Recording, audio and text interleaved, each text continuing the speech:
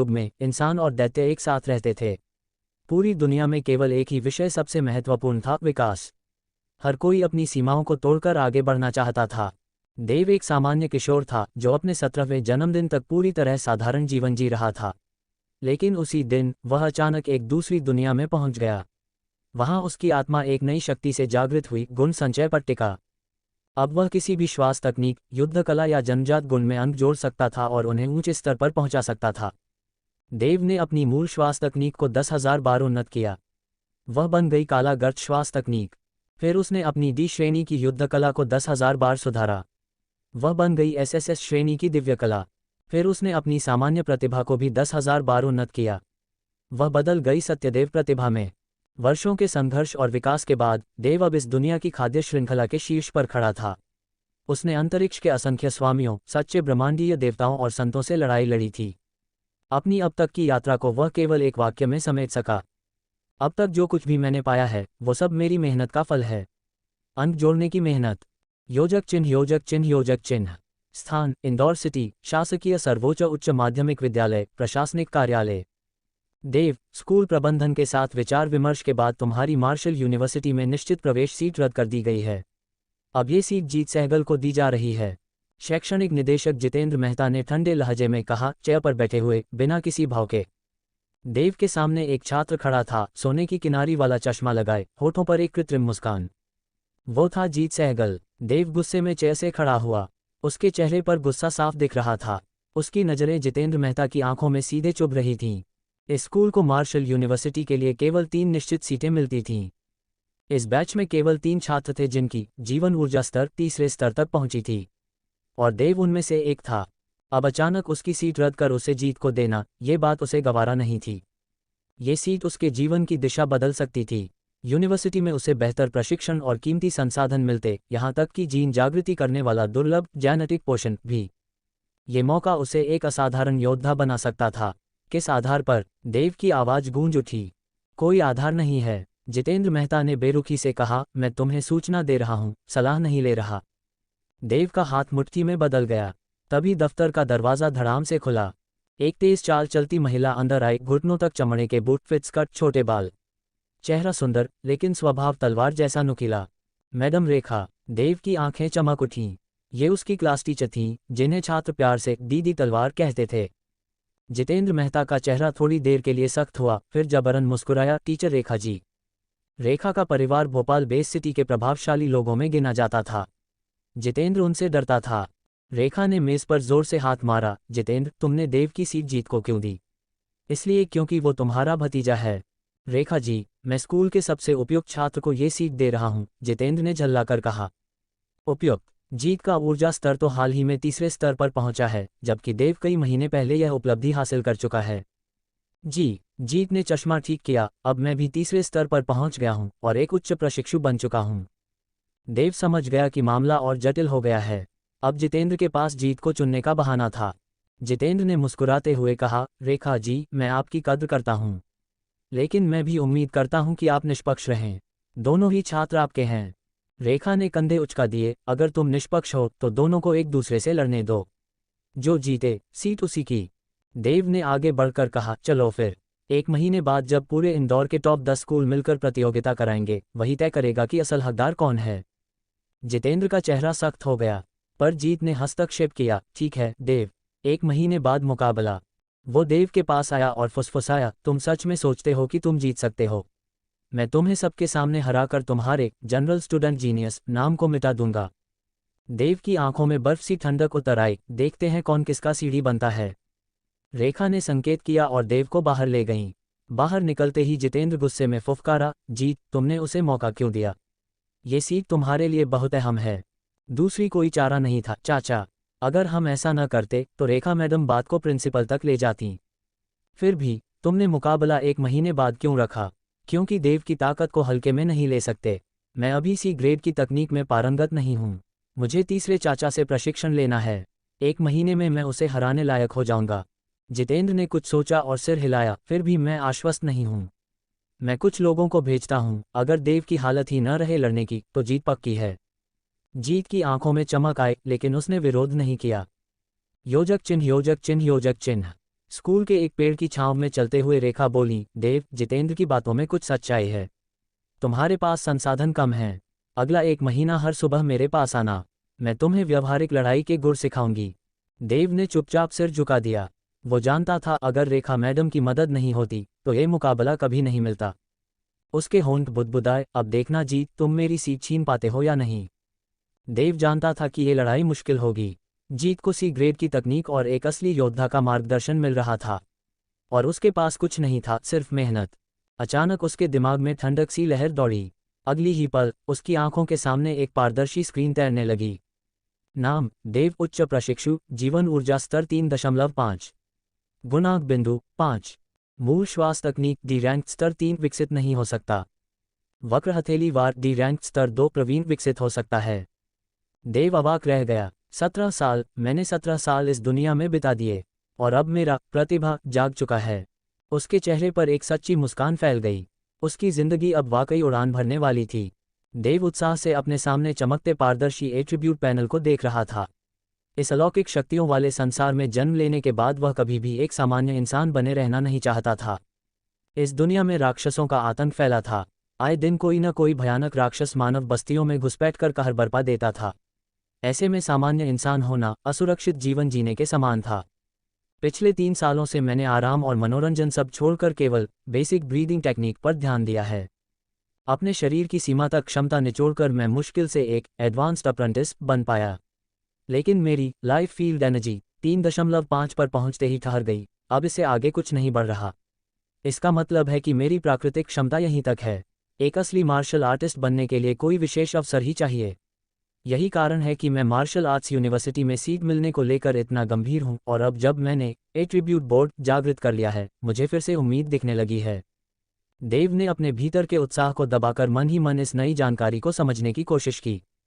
नाम, Dev, advanced apprentice, life field energy 3.5, attribute points 5, basic breathing technique D rank स्तर 3 अपर्याप्त attribute points, curved hand blade D rank स्तर 2 प्रवीण अवस्था पर्याप्त points मौजूद। एट्रीब्यूट बोर्ड का कार्य सीधा था, गुणों को सुधारना और उन्हें उन्नत करना। मैं कर्व्ड हैंड ब्लेड को अपग्रेड करूंगा। ये सोचते हुए देव ने मन ही मन बोर्ड पर बने जोड़ पर ध्यान केंद्रित किया। तुरंत एट्रीब्यूट बोर्ड चमका। एक नई स्मृति देव के दिमाग में उभरी, एक ऐसी स्मृति जो उसने कभी जानी नहीं थी पर अब बहुत परिचित लग रही थी। उसमें वह अकेले कर्व्ड हैंड ब्लेड का अभ्यास कर रहा था। अंततः कर्व्ड हैंड ब्लेड एक नई अवस्था में प्रवेश कर गया। एट्रीब्यूट बोर्ड की सहायता से तकनीकों को अपग्रेड करने पर अभ्यास की प्रक्रिया और परिणाम दोनों एक साथ मिलते थे, मानो सब कुछ स्वयं की मेहनत से प्राप्त किया हो। नाम, Dev, advanced apprentice, life field energy 3.5, attribute points 2, basic breathing technique D rank स्तर 3, curved hand blade D rank स्तर 3 निपुण अवस्था। तीसरे स्तर पर पहुंचने का मतलब है कि अब मैं इसमें निपुण हो चुका हूं। देव एट्रीब्यूट बोर्ड पर बदली जानकारी देखकर चौंक गया। ये तकनीक भले ही डी रैंक की थी, पर किसी अप्रेंटिस के लिए इसे निपुण अवस्था तक पहुंचाना अत्यंत कठिन था। 3 साल लगे मुझे इसे प्रवीण स्तर तक लाने में, और अब एक विचार से ही मैं इसे निपुण स्तर पर ले आया। ये अनुभव अविश्वसनीय है। इस नई शक्ति को परखने के लिए वह तुरंत कैंपस के किनारे स्थित छोटे जंगल की ओर चल पड़ा। धड़ाम, देव ने एक पीपल के पेड़ पर जोर से लात मारी। पेड़ कांप गया और सैकड़ों पीले हरे पत्ते नीचे गिरे। उसकी आंखों में चमक आ गई। उसका शरीर एक धुंधली आकृति में बदल गया और उसकी हथेलियां 2 तीखी तलवारों सी हवा में सफेद चाप बनाते हुए चलीं। अब वह पूरी शक्ति से कर्व्ड हैंड ब्लेड चला रहा था। पिछली बार की तरह तेज आवाजें नहीं आईं। अब केवल एक धीमा फुफकार जैसा स्वर हवा में था, सांप की सांस की तरह। यह इस बात का संकेत था कि अब उसकी शक्ति केंद्रित और नियंत्रण अधिक सटीक हो गया था। गिरे हुए पत्तों पर जब उसकी हथेलियां चलीं, पत्तियों के बीचों बीच एक सीधी दरार उभरी और वे 2 हिस्सों में बंट गईं। उसने पास के एक चट्टान को देखा और हाथ घुमाया। चट्टान का एक कोना कटकर गिर गया, बिल्कुल चिकनी सतह के साथ। अब मेरी कर्व्ड हैंड ब्लेड पहले से कहीं ज्यादा शक्तिशाली हो चुकी है। पहले मैं भले ही पत्ते या पत्थर काट सकता था, लेकिन कटाव समान होता था। अब सब कुछ सटीक और नियंत्रित है। वह हंस पड़ा। अब वह वास्तव में पहले से कहीं ज्यादा ताकतवर था। अगर निपुण अवस्था में इतना असर है, तो कल्पना करो अगर मैं इसे पूर्णता या फिर इंटेंट स्तर तक ले जाऊं तो क्या होगा। मेरे पास भले ही सी रैंक की तकनीकें न हो, लेकिन अगर मैंने कर्व्ड हैंड ब्लेड को पूर्णता अवस्था तक पहुंचा दिया तो यश को हराना मेरे लिए मुश्किल नहीं होगा। किसी भी युद्ध तकनीक की दक्षता को 5 स्तरों में विभाजित किया जाता है: प्रारंभिक, प्रवीण, निपुण, पूर्णता और इंटेंट। उच्च स्तर का मतलब अधिक शक्ति। डी रैंक की निपुण तकनीक भी सी रैंक की शुरुआती तकनीक के बराबर होती है। सी रैंक तकनीकें मूलतः अवेकनिंग रियल्म योद्धाओं के लिए होती हैं जिनमें जेनेटिक शक्ति होती है। छात्रों के लिए उन्हें पूरी तरह साधना लगभग असंभव होता है। देव को पूरा विश्वास था कि यश, जिसकी सी रैंक तकनीकों की बात होती है, वह भी शायद ही उनकी प्रारंभिक अवस्था तक पहुंचा हो। अब मेरी लाइफ फील्ड एनर्जी और निपुण अवस्था की तकनीक के साथ मैं यश से जीत सकता हूं, लेकिन अगर मैं इसे पूर्णता स्तर तक ले गया तो कोई संदेह नहीं रहेगा। अब मुझे केवल एट्रीब्यूट पॉइंट्स बढ़ाने हैं, और इसके लिए उसे ज़्यादा से ज़्यादा पौष्टिक खाना चाहिए था। जितनी पौष्टिकता उतनी ऊर्जा और उतने ही एट्रीब्यूट पॉइंट्स। ये सोचकर वह कैंटीन की ओर बढ़ गया। जैसे ही वह जंगल से बाहर निकला, वहाँ 2 लड़कियाँ आईं। रिया, तुम्हें तो पहले ही यूनिवर्सिटी की गारंटीड सीट मिल चुकी है, फिर इतनी मेहनत क्यों कर रही हो? स्नेहा ने पूछा। यूनिवर्सिटी बस एक ऊंचा मंच है, वहाँ भी प्रतिस्पर्धा करनी होगी। अगर मुझे अच्छे संसाधन चाहिए तो खुद को साबित करना होगा। 1 महीना बाद की एलीट ट्रायल मेरी परीक्षा है, मुझे शीर्ष 30 में आना ही होगा, रिया ने उत्तर दिया। उसी वक्त उसकी नज़र ज़मीन पर गिरे हुए चिकने पत्तों पर पड़ी। फिर उसने दूर पड़ी चट्टान को देखा, उसका चेहरा बदल गया। वह झुककर पत्ते उठाकर देखने लगी, फिर चट्टान की कटाई को देखने लगी। ये कर्व्ड हैंड ब्लेड से हुआ प्रतीत होता है, पर इतना सटीक कटाव केवल निपुण अवस्था में ही संभव है। रिया, तुम इन पत्तों और चट्टान को इतनी गंभीरता से क्यों देख रही हो? स्नेहा ने पूछा। ये जो कटाव है, ये किसी निपुण योद्धा द्वारा कर्व्ड हैंड ब्लेड से हुआ है। क्या निपुण अवस्था? मतलब कोई छात्र हमारे स्कूल में कर्व्ड हैंड ब्लेड को निपुण स्तर तक ले आया। करण तो ये तकनीक नहीं सीख रहा, और देव की तकनीक अब तक प्रवीण स्तर पर ही थी। पर क्या कोई छात्र गुपचुप तरीके से इसे निपुण स्तर तक ले आया? असंभव। ऐसा होता तो पूरा विद्यालय जान गया होता। नहीं, शायद कोई शिक्षक यहाँ अभ्यास कर रहा था।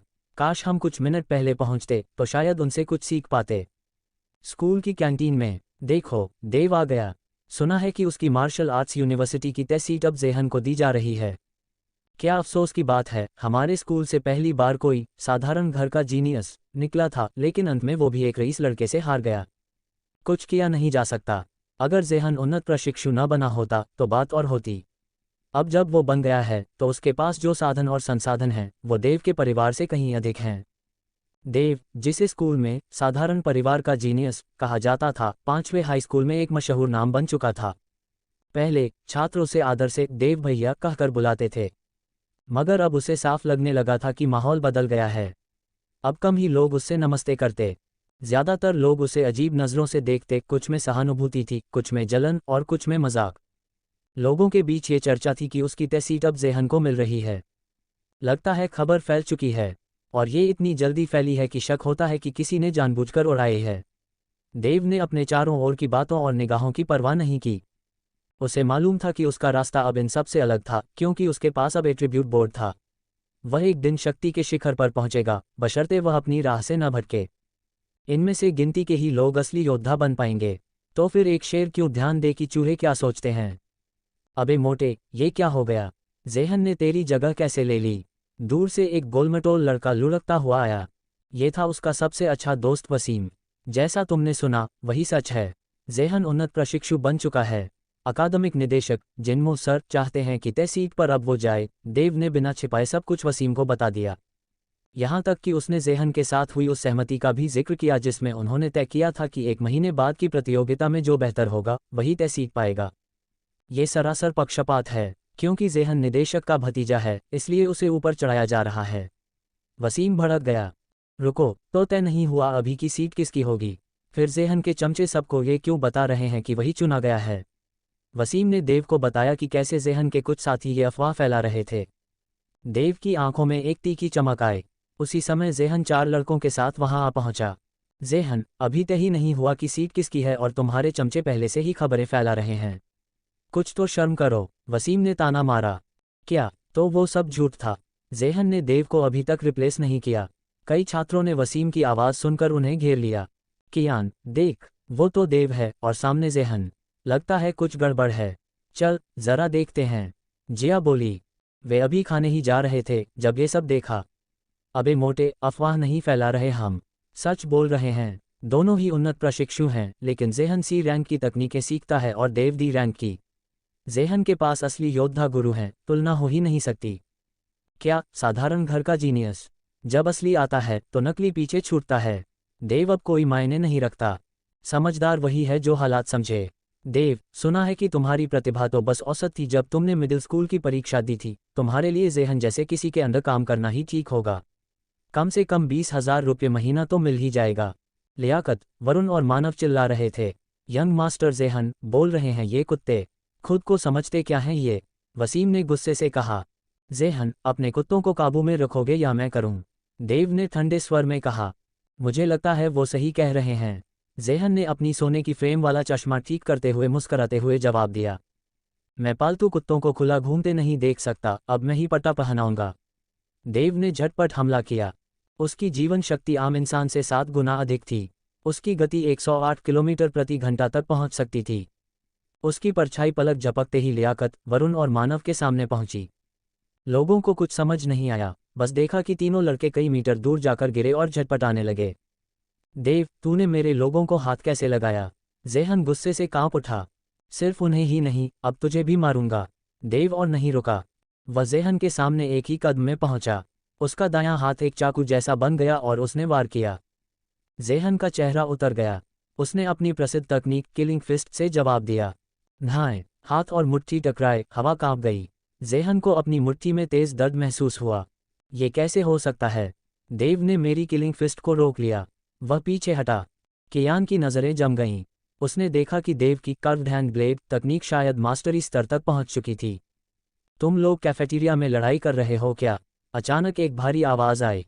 फैट वुल्फ, कोई चिल्लाया। देव ने तुरंत पहचान लिया, ये उनके मार्शल आर्ट्स टीचर थे जिन्हें सब फैट वुल्फ कहते थे। एक पूर्व भाड़े के सैनिक जिनके चेहरे पर एक गहरा निशान था। अब जब वो आ चुके थे, लड़ाई यहीं खत्म होनी थी। सर, हम तो बस अभ्यास कर रहे थे। देव मुस्कुराया। हाँ, बस अभ्यास था। जेहन ने भी सिर हिलाया। फैट वुल्फ ने दोनों को देखा लेकिन कुछ नहीं कहा। लड़ना है तो मार्शल आर्ट्स हॉल जाओ, ये खाना खाने की जगह है, उन्होंने शांत स्वर में कहा। ठीक है सर, हम निकलते हैं। देव ने जेहन और जमीन पर पड़े तीनों को देखा और वसीम को साथ लेकर चला गया। जेहन ने अपना हाथ देखा। हल्का खून रिस रहा था। देव, उसने दांत पीसे और वहां से चला गया। उनके जाने के बाद फैट वुल्फ की आंखों में अचानक चमक आ गई। देव की ब्लेड तकनीक मास्टरी तक पहुंच गई है और वो अभी सिर्फ 17 साल का है। सही कहा गया है, शेर का बच्चा शेर ही होता है। वह बुदबुदाया और फिर उसकी आंखों की चमक गायब हो गई। स्कूल की कैंटीन में नौथाली। देव, तू डिप्रेशन भूख में बदल रहा है क्या? उसके सबसे अच्छे दोस्त मयंक की आंखें फटी की फटी रह गईं जब उसने देव के सामने टेबल पर 9 अलग अलग थालियां देखीं। स्कूल की कैंटीन का खाना उच्च ऊर्जा तत्वों से भरा होता था।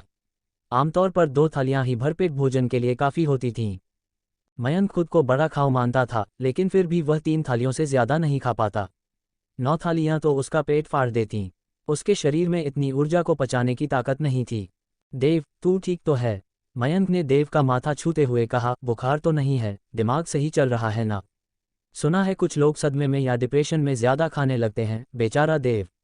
ज़रूर ये सब उस जिनेंद्र से सीट छीनने की चिंता में हो रहा है। इतना छोटा और पहले ही मानसिक रूप से बीमार।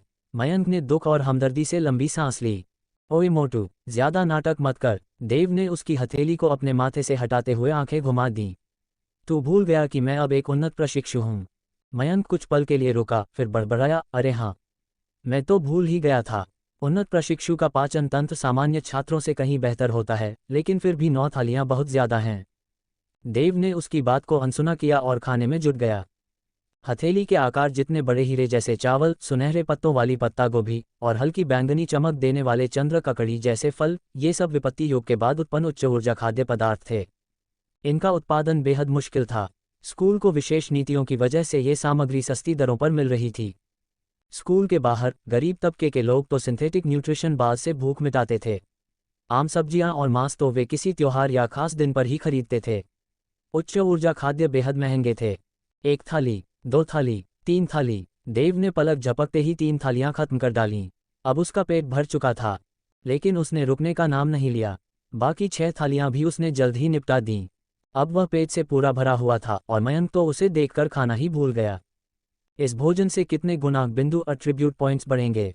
देव ने मन में सोचा और उस विशेष गुणांक पटल को देखा जो सिर्फ उसे दिखाई देता था। उधर उसका पेट तेजी से खाना पचा रहा था। ऊर्जा उसके शरीर को लगातार भर रही थी। उसकी आंखों के सामने अंक बढ़ने लगे। जोड़ 0.01, जोड़ 0.01, जोड़ 0.01। हर बार 0.01 की बढ़त के साथ गुणांक बिंदु बढ़ रहे थे। जहां सामान्य व्यक्ति को आम सब्जी मांस पचाने में 3 घंटे लगते, देव ने आधे घंटे में पूरी ऊर्जा खपत कर ली, और वो भी इतनी भारी खुराक की। इस एक भोजन से कुल 0.15 गुणांक बिंदु मिले। भले ही मैं उन्नत प्रशिक्षु हूं, लेकिन शरीर की एक सीमा होती है। अगर ज़रूरत से ज़्यादा खाऊंगा तो नुकसान ज़्यादा होगा। उसने सोचते हुए निष्कर्ष निकाला, 3 समय खाना, हर बार 0.15 पॉइंट, तो दिन में 0.45, 10 दिन में 4.5 और 1 महीने में 13.5 पॉइंट। अगर मौजूदा 2 पॉइंट जोड़ दूं तो कुल 15.5 हो जाते हैं। कव ब्लेड तकनीक को पूर्णता स्तर से मास्टरी स्तर तक लाने में मैंने 2 पॉइंट खर्च किए थे। अब 15.5 पॉइंट से मैं इसे भाव स्तर तक भी पहुंचा सकता हूं। शायद मूल श्वसन विधि को भी उन्नत कर पाऊं। इतना सोचकर देव का चेहरा खुशी और उत्तेजना से भर गया। अगर सब कुछ योजना के अनुसार चला तो वह 1 महीने में कव ब्लेड को भाव स्तर तक ले जा सकता था। ऐसे में वह न सिर्फ जिनेंद्र को प्रतिभा परीक्षा में हरा सकता था, बल्कि शीर्ष 10 में भी आ सकता था, या शायद शीर्ष 3 में भी।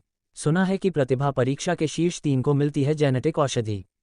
यह एक अनमोल औषधि है जिससे मानव अपने जीन खोल सकते हैं और योद्धा में परिवर्तित हो सकते हैं। इसकी कीमत बाजार में 10 लाख अलायंस डॉलर है, और वो भी सिर्फ नाम की कीमत। इसे खरीदना लगभग असंभव है। यहाँ तक कि मार्शल आर्ट्स यूनिवर्सिटी में दाखिला लेने पर भी ये मिलना मुश्किल होता है। अगर अभी मौका है।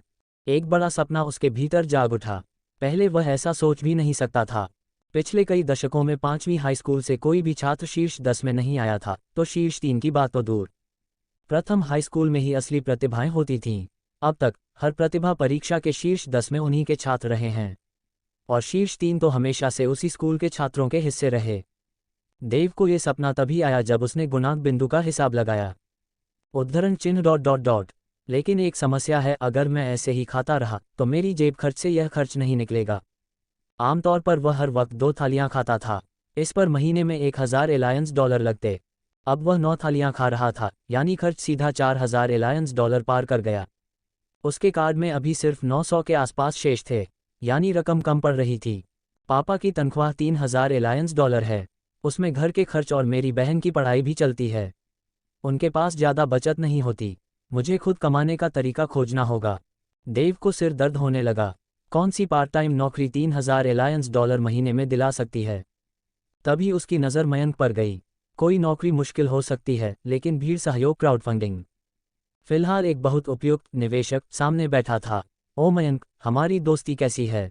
देव ने मुस्कराते हुए पूछा। थू, मयंक के मुंह से चावल निकल पड़े। उसके शरीर में झुरझुरी सी दौड़ गई। देव, ये मत हंस यार, तू मुझसे क्या करवाने वाला है? डोंग वेंदेश का भारी शरीर थोड़ा हिला। उसने हाथ छाती पर बांधे और देव को संदेह भरी निगाहों से देखा। वह देव को सालों से जानता था। ये दोस्ताना मुस्कान हमेशा कुछ गड़बड़ का संकेत देती थी। अबे मोटे, तू मुझे ऐसे क्यों देख रहा है? तुझे मुझ पर भरोसा नहीं? देव ने कुछ ऐसे भाव के साथ कहा जैसे बहुत आहत हो। डोंग वेंदेश ने जोर से सिर हिलाया, बिना किसी संकोच के। नहीं, मुझे तुझ पर जरा भी भरोसा नहीं है। देव का चेहरा थोड़ा उतर गया। मैं जानता था तू मुझ पर भरोसा करेगा। चल सुन मेरी योजना, तेरे लिए तो सस्ता सौदा है, दोस्ती की खातिर। देव ने बात जारी रखी, जैसे डोंग की बेरुखी उसे छू ही ना पाए हो। डोंग वेंदेश ने गहरी सांस ली। फिर वही तरीका, कितनी बार आजमा चुका है ये। देख मोटे, मेरे पास एक ज़बरदस्त इन्वेस्टमेंट प्रोजेक्ट है, और तू तो जानता ही है असली कमाई कहाँ है। टैलेंट में। सिर्फ 4000 अलायंस डॉलर लगाकर तू भविष्य के एक शक्तिशाली इंसान की दोस्ती खरीद रहा है। सोच, कितना फ़ायदा होगा तुझे। देव ने आत्मविश्वास से कहा। पगले, तुझमें सबसे खास क्या है पता है? तू बेशर्म भी है और दिल का काला भी। डोंग वेंदेश की भौहें फड़क गईं। देव हंस पड़ा। बदनामी है ये? मैं तो एक ईमानदार और जिम्मेदार नौजवान हूँ। डोंग ने आंखें घुमा दी, लेकिन फिर भी मोबाइल निकालकर देव को तुरंत 4000 अलायंस डॉलर ट्रांसफ़र कर दिए। उसका घर संपन्न था, इसलिए ये रकम कोई बड़ी बात नहीं थी। असल में वो जानता था कि देव आत्मसम्मानी लड़का है, वो बेवजह पैसे नहीं मांगता। मोटे, यकीन मान, ये तेरी अब तक की सबसे बढ़िया इन्वेस्टमेंट साबित होगी। देव ने ट्रांसफ़र की सूचना देखकर उसके कंधे पर हाथ रखा। रात को देव और डोंग वेंदेश फिर से कैंटीन में दावत उड़ाने पहुंच गए। देव के एट्रीब्यूट पॉइंट्स में 0.45 का इजाफा हुआ। अगली सुबह 6 बजे देव मार्शल आर्ट्स क्लासरूम में समय पर पहुंच गया। वहां पहले से ही दीदी तलवार खड़ी थी। उसने सफ़ेद शर्ट और काली टाइट लेदर पैंट पहनी थी, ऊर्जावान और तेज़तर्रार। देव, तू पहले से ही कर्व्ड हैंड ब्लेड की ट्रेनिंग कर रहा है। आज मैं तुझे शार्प ब्लेड किक सिखाऊंगी। ये दोनों मूव्स एक ही सिद्धांत पर हैं, शरीर को ब्लेड की तरह इस्तेमाल करना। जब तू इन दोनों को अच्छे से जोड़ लेगा तब तेरे पूरे शरीर से ब्लेड निकलेगा, हर अंग एक हथियार। ये कॉम्बो टेक्निक डी रैंक की है, लेकिन अगर तू इसे मास्टरी तक ले जाए तो सी रैंक को भी टक्कर दे सकती है। दीदी तलवार ने समझाया और क्लासरूम के कोने की ओर बढ़ गई। वहां 4-5 विशाल पत्थर रखे थे, हर एक इंसान की ऊंचाई जितना बड़ा। ध्यान से देख, ये है शार्प ब्लेड किक। उसने हवा में उछलते हुए दाएं पैर से एक तेज चापादार वार किया। एक नीला पत्थर जो किसी इंसान जितना ऊंचा था ऐसे फटा जैसे टॉफू। दीदी तलवार बाकी पत्थरों की ओर झपटी। उसके पैर दो धारदार खंजरों की तरह हवा में नाचते हुए पत्थरों को चीरते रहे। सिर्फ कुछ सेकंड में सारे पत्थर दो टुकड़ों में बढ़ चुके थे, हर एक कट एकदम साफ। मास्टरी रियल्म की शार्प ब्लेड किक। देव ने गहराई से देखा और धीमे से बुदबुदाया। सही पहचाना। देखा, सिर्फ डी रैंक होने के बावजूद अगर तुझे मास्टरी हासिल है तो इसकी ताकत कितनी जबरदस्त होती है। असली ताकत तकनीक की रैंक पर नहीं, उसकी पकड़ में होती है, दीदी तलवार ने कहा और पत्थरों के बीच से चलती हुई बाहर आई। देव ने सिर हिलाया। उसने कल ही कर्व्ड हैंड ब्लेड की मास्टरी का अनुभव किया था, इसलिए वह इस बात को भली भांति समझता था। लेकिन मास्टरी रियल्म अभी तेरे लिए दूर है। फिलहाल शार्प ब्लेड किक की प्रैक्टिस कर और फिर इसे कर्व्ड हैंड ब्लेड के साथ जोड़कर कॉम्बो बनाना सीख। इससे तेरी ताकत में बड़ा उछाल आएगा, दीदी तलवार ने सावधानी से आगाह किया। जी गुरुजी, देव ने मुस्कराते हुए जवाब दिया, लेकिन ये नहीं बताया कि उसने कर्व्ड हैंड ब्लेड की मास्टरी पहले ही हासिल कर ली है। ठीक है, अब ध्यान से सुन और सीख शार्प ब्लेड किक के मुख्य बिंदु। दीदी तलवार ने रिमोट से स्क्रीन ऑन किया। उस पर एक त्रिआयामी मानव शरीर का चित्र उभरा। उसने विस्तार से समझाया कि किन मांसपेशियों, हड्डियों और ऊर्जा मार्गों का इस्तेमाल इस तकनीक में होता है। साथ ही स्क्रीन पर सब कुछ मार्क किया। देव ने समझ लिया, क्योंकि इसकी तकनीक कर्व्ड हैंड ब्लेड से काफ़ी मिलती जुलती थी। समझ में आया? दीदी तलवार ने पूछा। हाँ, मोटे तौर पर समझ गया, देव ने कहा। उसने कुछ सेकंड आंखें मूंदी और सारी बातें याद कीं। फिर एकाएक उसका शरीर हिला और वह तेजी से ऊपर की ओर किक मारते हुए एक घुमावदार चाप खींच गया। हवा में धमाके की आवाज़ गूंजी। ये क्या? दीदी तलवार की आंखें फैल गईं। वह सिर्फ ये पूछ रही थी कि क्या उसे सिद्धांत समझ आया। लेकिन देव ने एकदम से बेसिक रियल में उस तकनीक को हासिल कर लिया। सीधा सीख भी लिया और किक भी मार दी। ये लड़का है कौन? देव बार बार शार्प ब्लेड किक का अभ्यास करता रहा। उसके पैर जैसे दो तेज धार वाली तलवारें थे जो हवा में अर्धचंद्र आकार बनाते हुए कट रहे थे। हर वार के साथ हवा में धमाके हो रहे थे। जैसे जैसे अभ्यास बढ़ा, उसके पैरों के वार और भी तीखे हो गए। फिर एक ऐसी आवाज़ आई जो किसी अखबार के फटने जैसी थी। यह ज्यादा केंद्रित और तीखी शक्ति का प्रमाण था। Proficient realm. दीदी तलवार इतनी चौंकी कि बोल ही नहीं पाए। 5 दिन बाद मार्शल आर्ट्स की कक्षा में। ये लड़का तो हर बार नई हैरानी दे रहा है। दीदी धारिणी ने छाती पर हाथ बांधे अपनी पैनी नजरें देव पर टिकाईं, जो इस समय घुमावदार हथियार प्रहार और तेज ब्लेड किक दोनों का अभ्यास कर रहा था। Swish swish swish. देव के हाथ छोटे चाकुओं की तरह हवा में तीव्र चाप बनाते घूम रहे थे, जबकि उसके पैर लंबे धारदार हथियार की तरह हवा को चीरते हुए फर्श पर कई चीरे छोड़ रहे थे। इस समय देव ऐसा लग रहा था जैसे एक इंसानी रूप में ढला चाकुओं से भरा दैत्य हो। उसके हाथ और पैर दोनों एक साथ हमला कर रहे थे, तीव्रता और खतरे की झलक देता हुआ। दीदी धारिणी का चेहरा हमेशा सख्त रहता था, लेकिन इस पल उनके होठों के कोनों पर एक हल्की मुस्कान उभरी।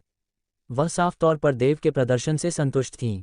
सिर्फ 5 दिन में इसने तेज ब्लेड किक को दक्षता की सीमाओं तक पहुंचा दिया और उसे घुमावदार हथियार प्रहार के साथ बखूबी जोड़ भी लिया। ये समझदारी तो गुआंगाई जैसे मुख्य शहर में भी किसी प्रतिभाशाली के लिए मानी जाती, यहाँ तो यह उपग्रह नगर है। अफसोस सिर्फ एक ही बात है, इसकी शारीरिक क्षमता कुछ कम है। भले ही ये अब एक उन्नत शिक्षार्थी बन चुका है, लेकिन इसकी जीवन ऊर्जा अभी सिर्फ 3.5 है। गुआंगाई के राक्षसी प्रतिभाओं की तुलना में जो 4.5 या 5 तक पहुंच चुके हैं, ये बहुत पीछे है। फिर भी दीदी धारिणी के मन में ये संतोष था कि देव जैसे स्तर पर भी जीन जेनन से निपटने के लिए अब सक्षम हो चुका है। उन्होंने तालियां बजाईं और बोलीं, देव मेरे साथ एक बार मुकाबला करो। देव की आंखों में चमक उभरी। ठीक है। वो तुरंत घुमावदार हथियार प्रहार और तेज ब्लेड किक के साथ पलटवार करता है। उसे पता था कि दीदी धारिणी अब एक सच्ची योद्धा हैं, मानव शरीर की सीमाओं को पार कर जीन अनलॉक कर चुकी हैं। उनके साथ लड़ना एक दुर्लभ अवसर था। हाँ, वह जानता था कि वह पूरी ताकत से हमला नहीं कर रही, नहीं तो वो एक झटके में मारा जाता। धड़ाम धड़ाम धड़ाम दोनों की भिड़ंत शुरू हो जाती है। देव के हाथ और पैर चाकू बन चुके थे, जबकि दीदी धारिणी के पैर तेज ब्लेड की तरह चीरते चले जा रहे थे। ऐसा लग रहा था मानो हवा में चाकुओं की बौछार हो। कुछ समय बाद मुकाबला थमा। बहुत अच्छा कर रहे हो। तुम्हारी मौजूदा ताकत के हिसाब से जीन झेनन को हराना अब मुश्किल नहीं होगा, चाहे वो सी श्रेणी की युद्ध तकनीकों का उपयोग कर रहा हो, दीदी धारिणी ने कहा। उनके सख्त चेहरे पर पहली बार उम्मीद की झलक दिखी। अब भी 25 दिन बचे हैं एलिट ट्रायल के लिए। अगर तुम घुमावदार हथियार प्रहार या तेज ब्लेड किक में से किसी एक को मास्टरी स्तर तक ले जा पाओ तो टॉप 10 में आना मुमकिन है। एलिट ट्रायल तीसरे वर्ष के छात्रों की सबसे बड़ी प्रतियोगिता है। इसमें सिर्फ स्कूल ही नहीं बल्कि गुआंगडोंग की मिलिट्री यूनिवर्सिटी और अन्य विश्वविद्यालय भी नज़र रखते हैं। अगर तुम टॉप 10 में आ गए तो कई फायदे होंगे। शायद फर्स्ट मिलिट्री यूनिवर्सिटी में सीधे भर्ती हो जाओ। वह तुम्हें विशेष प्रशिक्षण भी दे सकते हैं। देव का मन ललचा उठा। गुआंगडोंग में कुल 6 मार्शल आर्ट्स यूनिवर्सिटी हैं।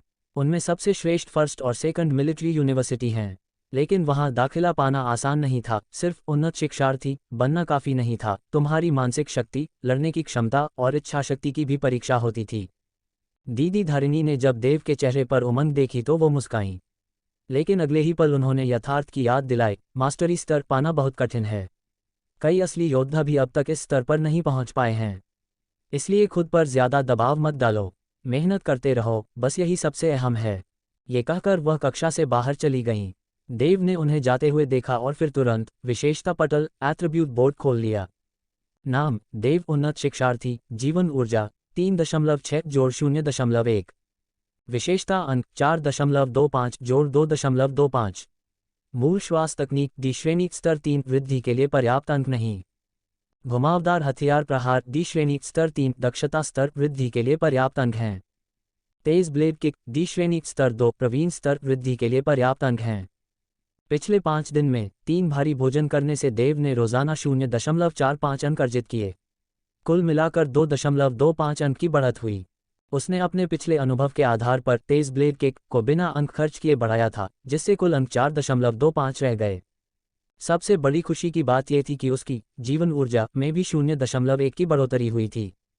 टॉप 10 नहीं, मैं टॉप 3 में आना चाहता हूं, या शायद पहला स्थान ही चाहिए।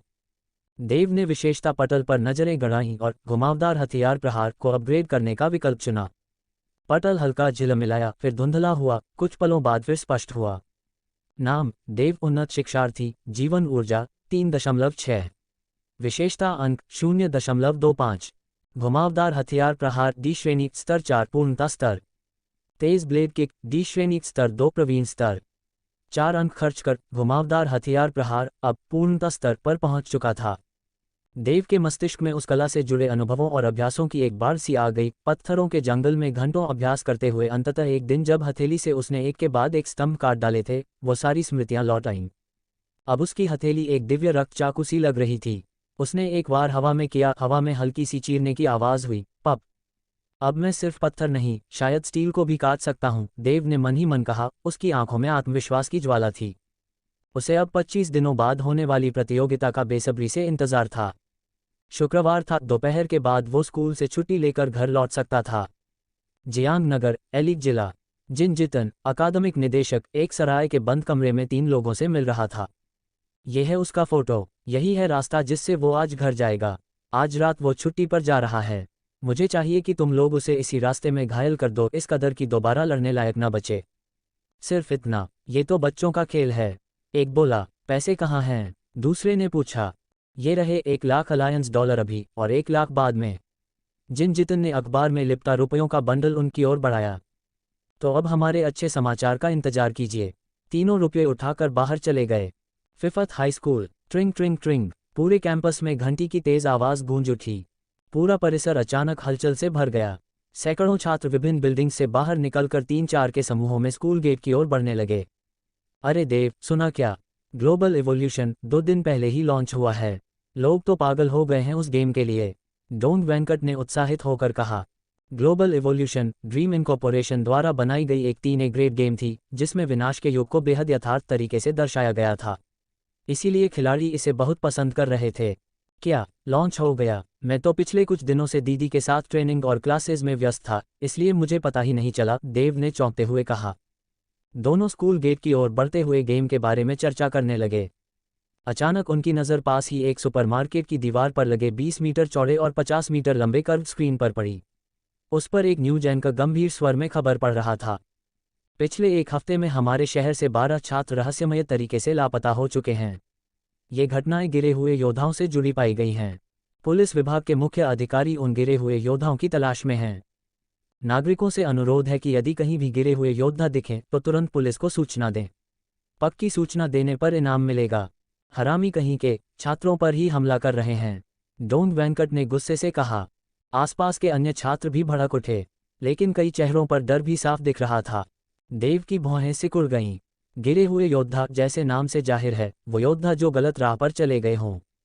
वे मानवीय अंधकार का प्रतिनिधित्व करते थे और मानव इतिहास की शुरुआत से ही अस्तित्व में थे। इनकी पृष्ठभूमि अलग अलग होती थी, लेकिन इनकी एक समानता थी, उन्होंने परंपरागत साधना से आगे बढ़ने में असमर्थता के कारण चरम रास्ता चुना था। इनका समाज में बेहद खराब नाम था। लोग इनसे घृणा करते थे, इन्हें तिरस्कार की नज़रों से देखते थे। इनके बारे में सबसे भयावह बात यह थी कि ये लोग मानव प्रयोगों के लिए निर्दोष लोगों को अगवा करते थे ताकि मानव विकास के रहस्यों को जान सकें। वेंकट, इन दिनों सावधान रहना। जब तक जरूरी न हो बाहर मत निकलना, देव ने उसे चेताया। तू भी संभल के रहना। वेंकट ने सिर हिलाया। मेरा बस आ गया है, मैं चलता हूँ। सड़क पर एक सिल्वर वाइट बस आ रही थी जो किसी स्पेसशिप जैसी लग रही थी। ये रेल ट्रैक पर चलने वाली बस थी, जिसके नीचे 6 फोल्डिंग व्हील्स थे। ऊपर लगे सोलर पैनल इसे ऊर्जा देते थे। बस प्लेटफॉर्म पर आते ही नीची हो गई। बीप, देव ने स्वाइप किया और बस में चढ़ गया। बस उठकर तेजी से निकल गई। देव खिड़की से बाहर देखता रहा। आसमान छूती इमारतें एक के बाद एक दिखाई दे रही थीं। कुछ तो घूमने वाली थीं। हवा में तैरती कारें इधर उधर जा रही थीं, लेकिन ये सुविधाएं सिर्फ अमीरों के लिए थीं। अगर मैं मार्शल आर्टिस्ट बन गया तो ये सब मेरा होगा, देव ने मन में कहा। 4 गलियों के बाद माहौल पूरी तरह बदल गया। यहाँ तकनीक का नामो निशान नहीं था। कहीं कहीं ही हवरिंग कारें दिखती थीं। ट्यूब जैसी दिखने वाली सरकारी फ्लैट्स की भरमार थी। इन मकानों में ना रोशनी आती थी ना हवा। जमीन की एक एक इंच का पूरा इस्तेमाल किया गया था। देव का घर लोंगक्वान कॉलोनी के ब्लॉक 38 की 64वीं मंजिल पर था। बस स्टॉप से वहां तक की दूरी करीब 1.2 किलोमीटर थी, पर देव जैसे प्रशिक्षित शिष्य के लिए ये कुछ भी नहीं था। बस से उतरकर वो एक पुरानी गली से शॉर्टकट लेते हुए घर की ओर बढ़ा। कुछ तंग गलियों को फांदते हुए वो अचानक रुक गया। उसके सामने 3 लोग हाथापाई कर रहे थे। देव ने अनदेखा करना चाहा, लेकिन गली इतनी संकरी थी कि वो न आगे जा सकता था न पीछे। वो रुका, तभी एक ने उसकी ओर देखा, जेब से चाकू निकाला और सीधा देव पर झपट पड़ा। एक ने चाकू से उसके दाहिने पैर पर वार किया और दूसरा धातु के दस्ताने से उसके कंधे पर घूंसा मारने दौड़ा। हमला अचानक और बेहद हिंसक था। ये घात लगाकर बैठे थे। देव तुरंत समझ गया। पिछले 5 दिनों की लगातार ट्रेनिंग ने उसकी संवेदनाएं तेज कर दी थीं। डी ग्रेड युद्धक तकनीक कव ब्लेड स्ट्राइक, डी ग्रेड युद्धक तकनीक शार्प किक अटैक। उसका दाहिना हाथ ब्लेड की तरह हवा में लहराया और चाकू और भूसा दोनों कटकर अलग हो गए। उसी पल उसके पैर ने एक तेज कटाव से उस व्यक्ति की बांह काट डाली।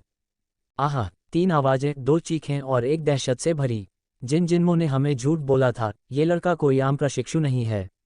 ये तो मास्टरी या परफेक्शन लेवल की तकनीक जानता है। एक आदमी चीख पड़ा जिसकी बांह कट चुकी थी। जिन जिन्मो, तुझे तो मर जाना चाहिए। दूसरे भी चिल्लाए। देव सब समझ चुका था। उसकी आंखें सख्त हो गईं और उसका शरीर बिजली की तरह तीनों पर झपटा। एक पल में तीनों के सिर धड़ से अलग हो चुके थे। ये उसके जीवन की पहली हत्या थी, लेकिन उसे कोई पछतावा नहीं था। ताली, ताली, ताली। कोने से तालियों की आवाज आए। एक सफेद सूट में युवक मुस्कुराता हुआ सामने आया। निर्णयशील और निर्दयी, तुम हमारे संगठन के लिए उपयुक्त हो। क्या तुम हमसे जुड़ना चाहोगे? देव सतर्कता से उस युवक को देखने लगा जो सफेद सूट में अचानक सामने आ खड़ा हुआ था। उसका पूरा शरीर एक पल में तन गया, मानो वह तुरंत हमला करने को तैयार हो। एक उन्नत प्रशिक्षु होने के नाते उसकी संवेदनाएं आम इंसानों से कहीं अधिक तीव्र थीं, लेकिन वह ये भी नहीं जान पाया कि वह आदमी कब आया। उसने 3 लोगों को मरते हुए देखा था और यह भी साफ था कि वह युवक तब से आसपास ही था। इसका मतलब सिर्फ एक ही हो सकता था, वह आदमी बेहद शक्तिशाली था, इतना कि देव की अनुभूति से भी छिपा रह गया। चिंता मत करो, मैं उनके जैसा नहीं हूँ। सफ़ेद सूट वाला युवक मुस्कुराया, जैसे कोई जादू दिखा रहा हो। उसने आराम से अपना दायां हाथ बढ़ाया और एक क्रिस्टल ग्लास में गहरे लाल रंग की वाइन निकाल ली। उसके चेहरे पर आलसी सी मुस्कान थी। उसने एक घूंट लिया और ऐसा प्रतीत हुआ जैसे वह किसी शाही घराने का उत्तराधिकारी हो। मेरा नाम है सुबोध बख्शी। मैं यहाँ सिर्फ इसलिए आया क्योंकि तुम मुझे पसंद आए। क्या ख्याल है, क्या तुम मेरी छाया संघ में शामिल होना चाहोगे? देव ने चौंक कर उसकी ओर देखा। छाया संघ? तुम एक भटका हुआ योद्धा हो क्या? देव का चेहरा अचानक सख्त हो गया। वह भटके हुए योद्धाओं के बारे में समाचारों और इंटरनेट से काफ़ी कुछ जान चुका था, और छाया संघ उनमें से सबसे खतरनाक संगठनों में से एक माना जाता था। ये सुबोध न केवल एक भटका हुआ योद्धा था, बल्कि छाया संघ का सदस्य भी। देव ने कभी नहीं सोचा था कि वो खुद किसी ऐसे व्यक्ति से आमने सामने होगा। भटका हुआ कहना लोगों की पूर्वग्रहपूर्ण सोच है। असल में हम तो बस सच्चाई की खोज करने वाले लोग हैं, सुबोध ने शांत स्वर में कहा। वह ये सुनकर नाराज नहीं हुआ कि देव ने उसे भटका हुआ योद्धा कहा। पुलिस वालों की नाक बहुत तेज होती है। बहुत जल्दी आ पहुंचे हैं। सुबोध ने दूर देखा और उसके चेहरे पर नाखुशी आ गई। फिर उसने देव की ओर देखा। लगता है तुमने अब तक तय नहीं किया है। फिर मिलेंगे और उम्मीद करता हूं तब तक तुम सही फैसला कर लोगे। ये कहकर वह पलटा और 15 मंजिला इमारत की छत पर कूद गया। उसी पल एक लाल गुलाब देव के सामने जमीन पर आ गिरा। गुलाब के साथ ही एक विचित्र ऊर्जा चारों ओर फैलने लगी। जमीन पर मकड़ी के जाले जैसी दरारें बन गईं। देव द्वारा मारे गए तीनों लोगों के शव उस ऊर्जा के प्रभाव से चकनाचूर हो गए। खून एक विशेष ढंग से बिखर गया, जिससे जमीन पर एक विशाल गुलाब जैसी आकृति बन गई। याद रखो, मेरा नाम है सुबोध बख्शी, रजत लोमड़ी। देव ने उस रक्तरंजित गुलाब की ओर देखा जो अब भी जमीन में गड़ा हुआ था। उसकी गंभीर आंखों में डर साफ झलक रहा था। वह समझ गया कि उस गुलाब में कितनी ताकत थी। अगर वह हमला उस पर होता तो वह कभी न बच पाता। बिना शक सुबोध एक ऐसा योद्धा है जिसने अपनी आनुवंशिक सीमा तोड़ दी है, और वह आम योद्धा नहीं है। सौभाग्य रहा कि उसके इरादे बुरे नहीं थे, नहीं तो आज की रात आखिरी हो सकती थी। देव ने लंबी सांस ली। यह अनुभव ही विचित्र था। पहले 3 रहस्यमय हमलावर और फिर सुबोध जैसा शख्स। देव की आत्मा अंदर से कांप उठी। जब वे शव फटे थे तो 3 पैकेट जैसे कुछ उड़े थे। देव ने चारों ओर देखा और देखा कि रक्त गुलाब के पास कागज में लिपटे 3 पैकेट पड़े थे। उसका दिल जोर से धड़क उठा। वह एक पैकेट उठाकर खोलने लगा। अंदर मोटी गड्डी में नोट थे। ये पैसे! उसकी आंखों में चमक आ गई। उसने बाकी दोनों पैकेट भी झट से उठाए और जेब में रख लिए। फिर एक बार पीछे मुड़कर उस लाल गुलाब को देखा और तेजी से वहां से निकल गया। कुछ ही देर बाद एक अधेड़ पुलिस अधिकारी उस सुनसान गली में पहुंचा। जमीन पर गड़े गुलाब और खून से बनी आकृति को देखकर उसके चेहरे का रंग उड़ गया। वह झुककर गुलाब को उठाया, उसे सूंघा। ड्रैगन टंग रेड वाइन की महक! क्या सच में यह रजत लोमड़ी, सुबोध बख्शी का गुलाब है? उसने अपने कॉलर पर लगे बटन को दबाया। हवा में एक होलोग्राफिक महिला पुलिस अधिकारी दिखाई दी। अन्ना, यहाँ बड़ी खोज हुई है। 3 लोगों की मौत, एक लाल गुलाब और उस पर ड्रैगन टंग रेड वाइन की महक। बहुत मुमकिन है कि ये सुबोध बख्शी का काम हो। क्या रजत लोमड़ी, सुबोध बख्शी, छाया संघ का शहजादा यहाँ जयगढ़ में? अन्ना का चेहरा फक हो गया। हाँ, शायद वही है। हम नहीं जानते वो यहाँ क्यों आया है, पर उसकी ताक बेहद खतरनाक है।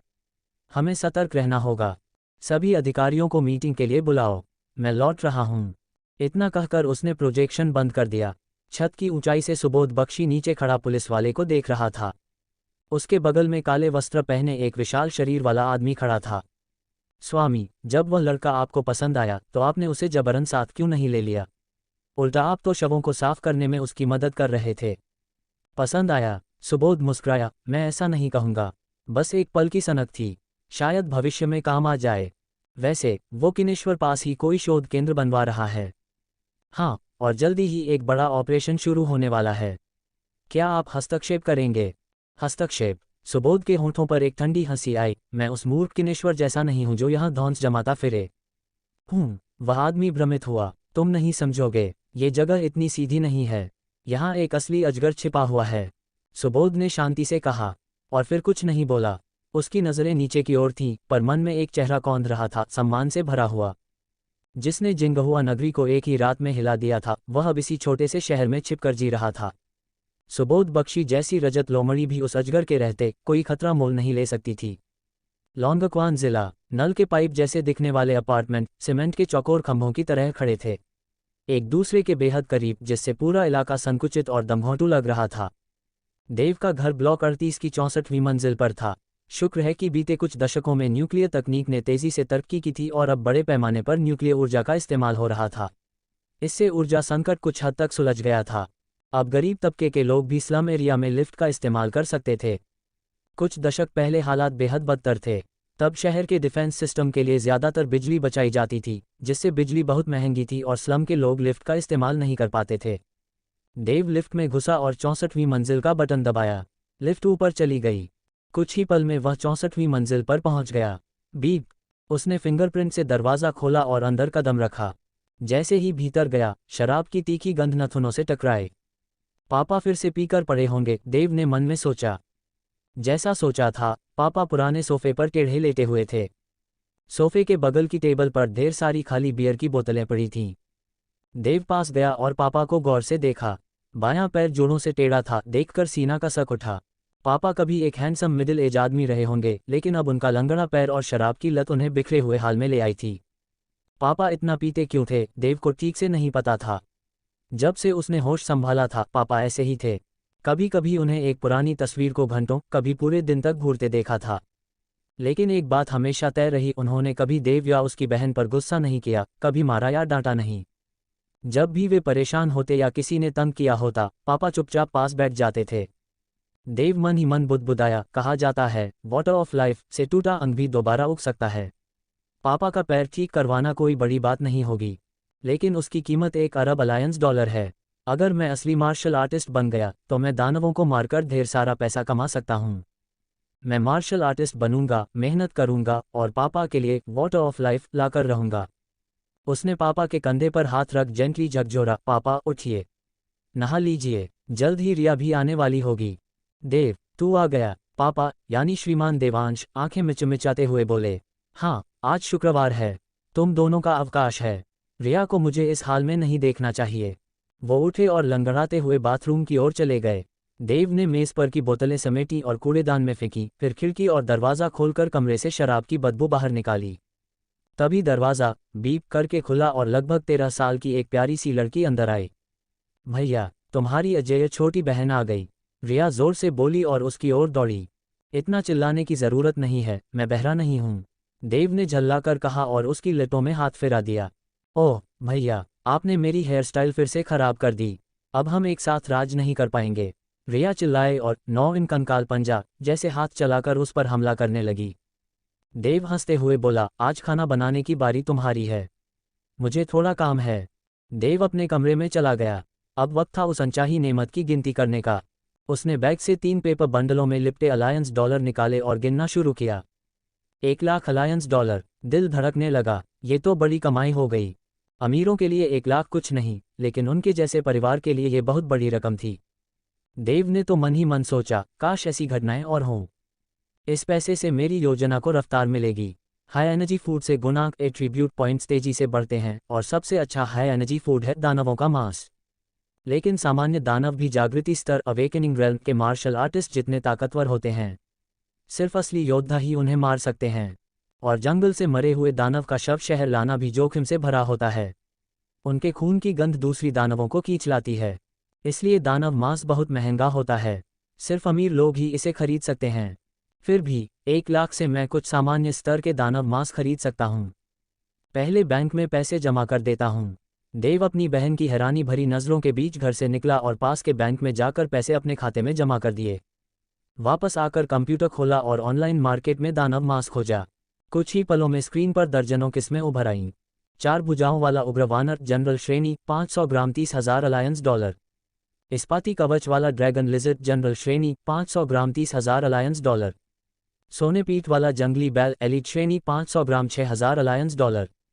लोहे की कांटों वाला जंगली सुअर सैनिक श्रेणी 500 ग्राम 1,000 अलायंस डॉलर। देव ने जब कीमतें देखी तो उसका मुंह खुला रह गया। इतना महंगा! उसके पास की पूरी रकम से सिर्फ 1.5 किलो जनरल श्रेणी का मांस ही आ सकता था। उसके पापा की साल भर की कमाई भी 1 किलो नहीं खरीद सकती थी। उच्च श्रेणी का दानव मांस बेतहाशा महंगा है, देव ने सिर हिलाते हुए सोचा। उसने 10 किलो लोहे की कांटों वाले जंगली सुअर का मांस ऑर्डर कर दिया। लॉजिस्टिक बहुत तेज निकले, सिर्फ 15 मिनट में सामान दरवाजे पर था। देव जैसे ही बड़े से पैकेट के साथ घर आया, रसोई में खाना बना रही रिया और बाथरूम से नहाकर निकले पापा दोनों चौंककर उसकी तरफ देखने लगे। भैया, ये क्या लाए हो? रिया ने पूछा। ये लोहे के कांटों वाला जंगली सुअर है, 10 किलो। ऑनलाइन मंगवाया है, देव ने बताया। देवांश कुछ देर चुप रहे, माथा सिकुड़ा। रिया ने ध्यान से सोचा और उसे याद आया कि ये दानव तो उसकी किताबों में सैनिक श्रेणी का था। 10 किलो दानव मांस, इतना महंगा होता है ये? भैया ने इतना कैसे खरीद लिया? कहीं भैया ने किसी अमीर लड़की के लिए खुद को बेच तो नहीं दिया? भाई, क्या आप खुद को बेच रहे हो? रिया ने संदेह भरी नजरों से देव को देखा। क्या मतलब है तुम्हारा? देव चौंका। छिपाने की जरूरत नहीं है, मैं समझ गई। रिया के चेहरे पर समझदारी भरी मुस्कान थी। नेट पर बहुत लोग कहते हैं कि आजकल के लड़के नहीं समझते कि किसी लड़की के सहारे जीना कितना आसान होता है। लेकिन आप समझदार हो, आपने जीवन का असली मतलब जान लिया है। उसने देव के कंधे पर हाथ रखा। भाई, चिंता मत करो, मैं समझदार हूँ। मैं तुम्हारे साथ हूँ। अपने दम पर पैसे कमाना गलत नहीं है। उनके पिता रघुवीर भी चुपचाप बोले, हाँ, इसमें कोई बुराई नहीं है। देव का चेहरा कड़क हो गया। ये सब तुम इंटरनेट पर क्या सीख रही हो? उसने गुस्से में रिया के बाल बिगाड़ दिए। ध्यान से सुनो, आज मुझे बस किस्मत से कुछ पैसे मिल गए। लोहे के कांटों वाले जंगली सुअर का मांस खरीदने के पैसे मेरे ही थे। उसने बताया कि किस तरह शॉर्टकट लेते समय उसे सड़क पर 1 लाख अलायंस डॉलर पड़े हुए मिल गए।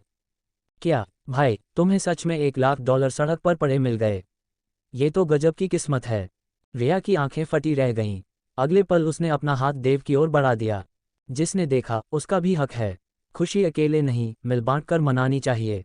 मैं ऐसा कंजूस हूँ? देव गुस्से से बोला। उसने अपने हाथ पर नजर डाली, एक बाल उखाड़कर रिया की हथेली पर रख दिया और उसकी उंगलियां बंद कर दीं। लो, जमीन से उठाया हुआ एक बाल, तुम्हारा हिस्सा। रिया सन रह गई, फिर चिल्लाई, भाई आप तो कंजूस निकले। घर में उसकी चीखें गूंज उठीं। रघुवीर मुस्कुराए बिना न रह सके। आखिरकार देव ने उसे 500 अलायंस डॉलर दिए। रिया, इसे कम मत समझो, ये पैसे मेरे लिए बहुत ज़रूरी हैं। अब एलीट ट्रायल शुरू होने वाला है। मुझे ये पैसे अपने प्रशिक्षण के संसाधनों पर खर्च करने हैं। अगर मैं शीर्ष 3 में आया तो मुझे जेनेटिक पोषण मिलेगा जिससे मैं एक असली मार्शल आर्टिस्ट बन सकता हूँ। जब मैं असली योद्धा बन जाऊंगा तो पैसा कमाना मेरे लिए आसान होगा। उस दिन तुम्हें 5 मिलियन पॉकेट मनी दूंगा। देव रसोई में मांस काटते हुए बोला। रिया ने खाना बनाना छोड़ा और चिंता से कहा, भाई, क्या आप उन टॉप 10 स्कूलों की एलीट ट्रायल में हिस्सा लेने जा रहे हो? वो बहुत खतरनाक होता है। हर साल लोग मरते हैं। आपको तो मार्शल आर्ट्स यूनिवर्सिटी में सीधा एडमिशन मिल ही चुका है, फिर ये खतरा क्यों? रघुवीर भी चिंतित दिखे। हाँ, मैं जरूर जाऊंगा। सिर्फ यूनिवर्सिटी में पहुंचना ही काफ़ी नहीं है। वहाँ भी संसाधनों के लिए संघर्ष करना होगा। मैं पूरी तरह तैयार हूँ, कुछ नहीं होगा। देव बोला।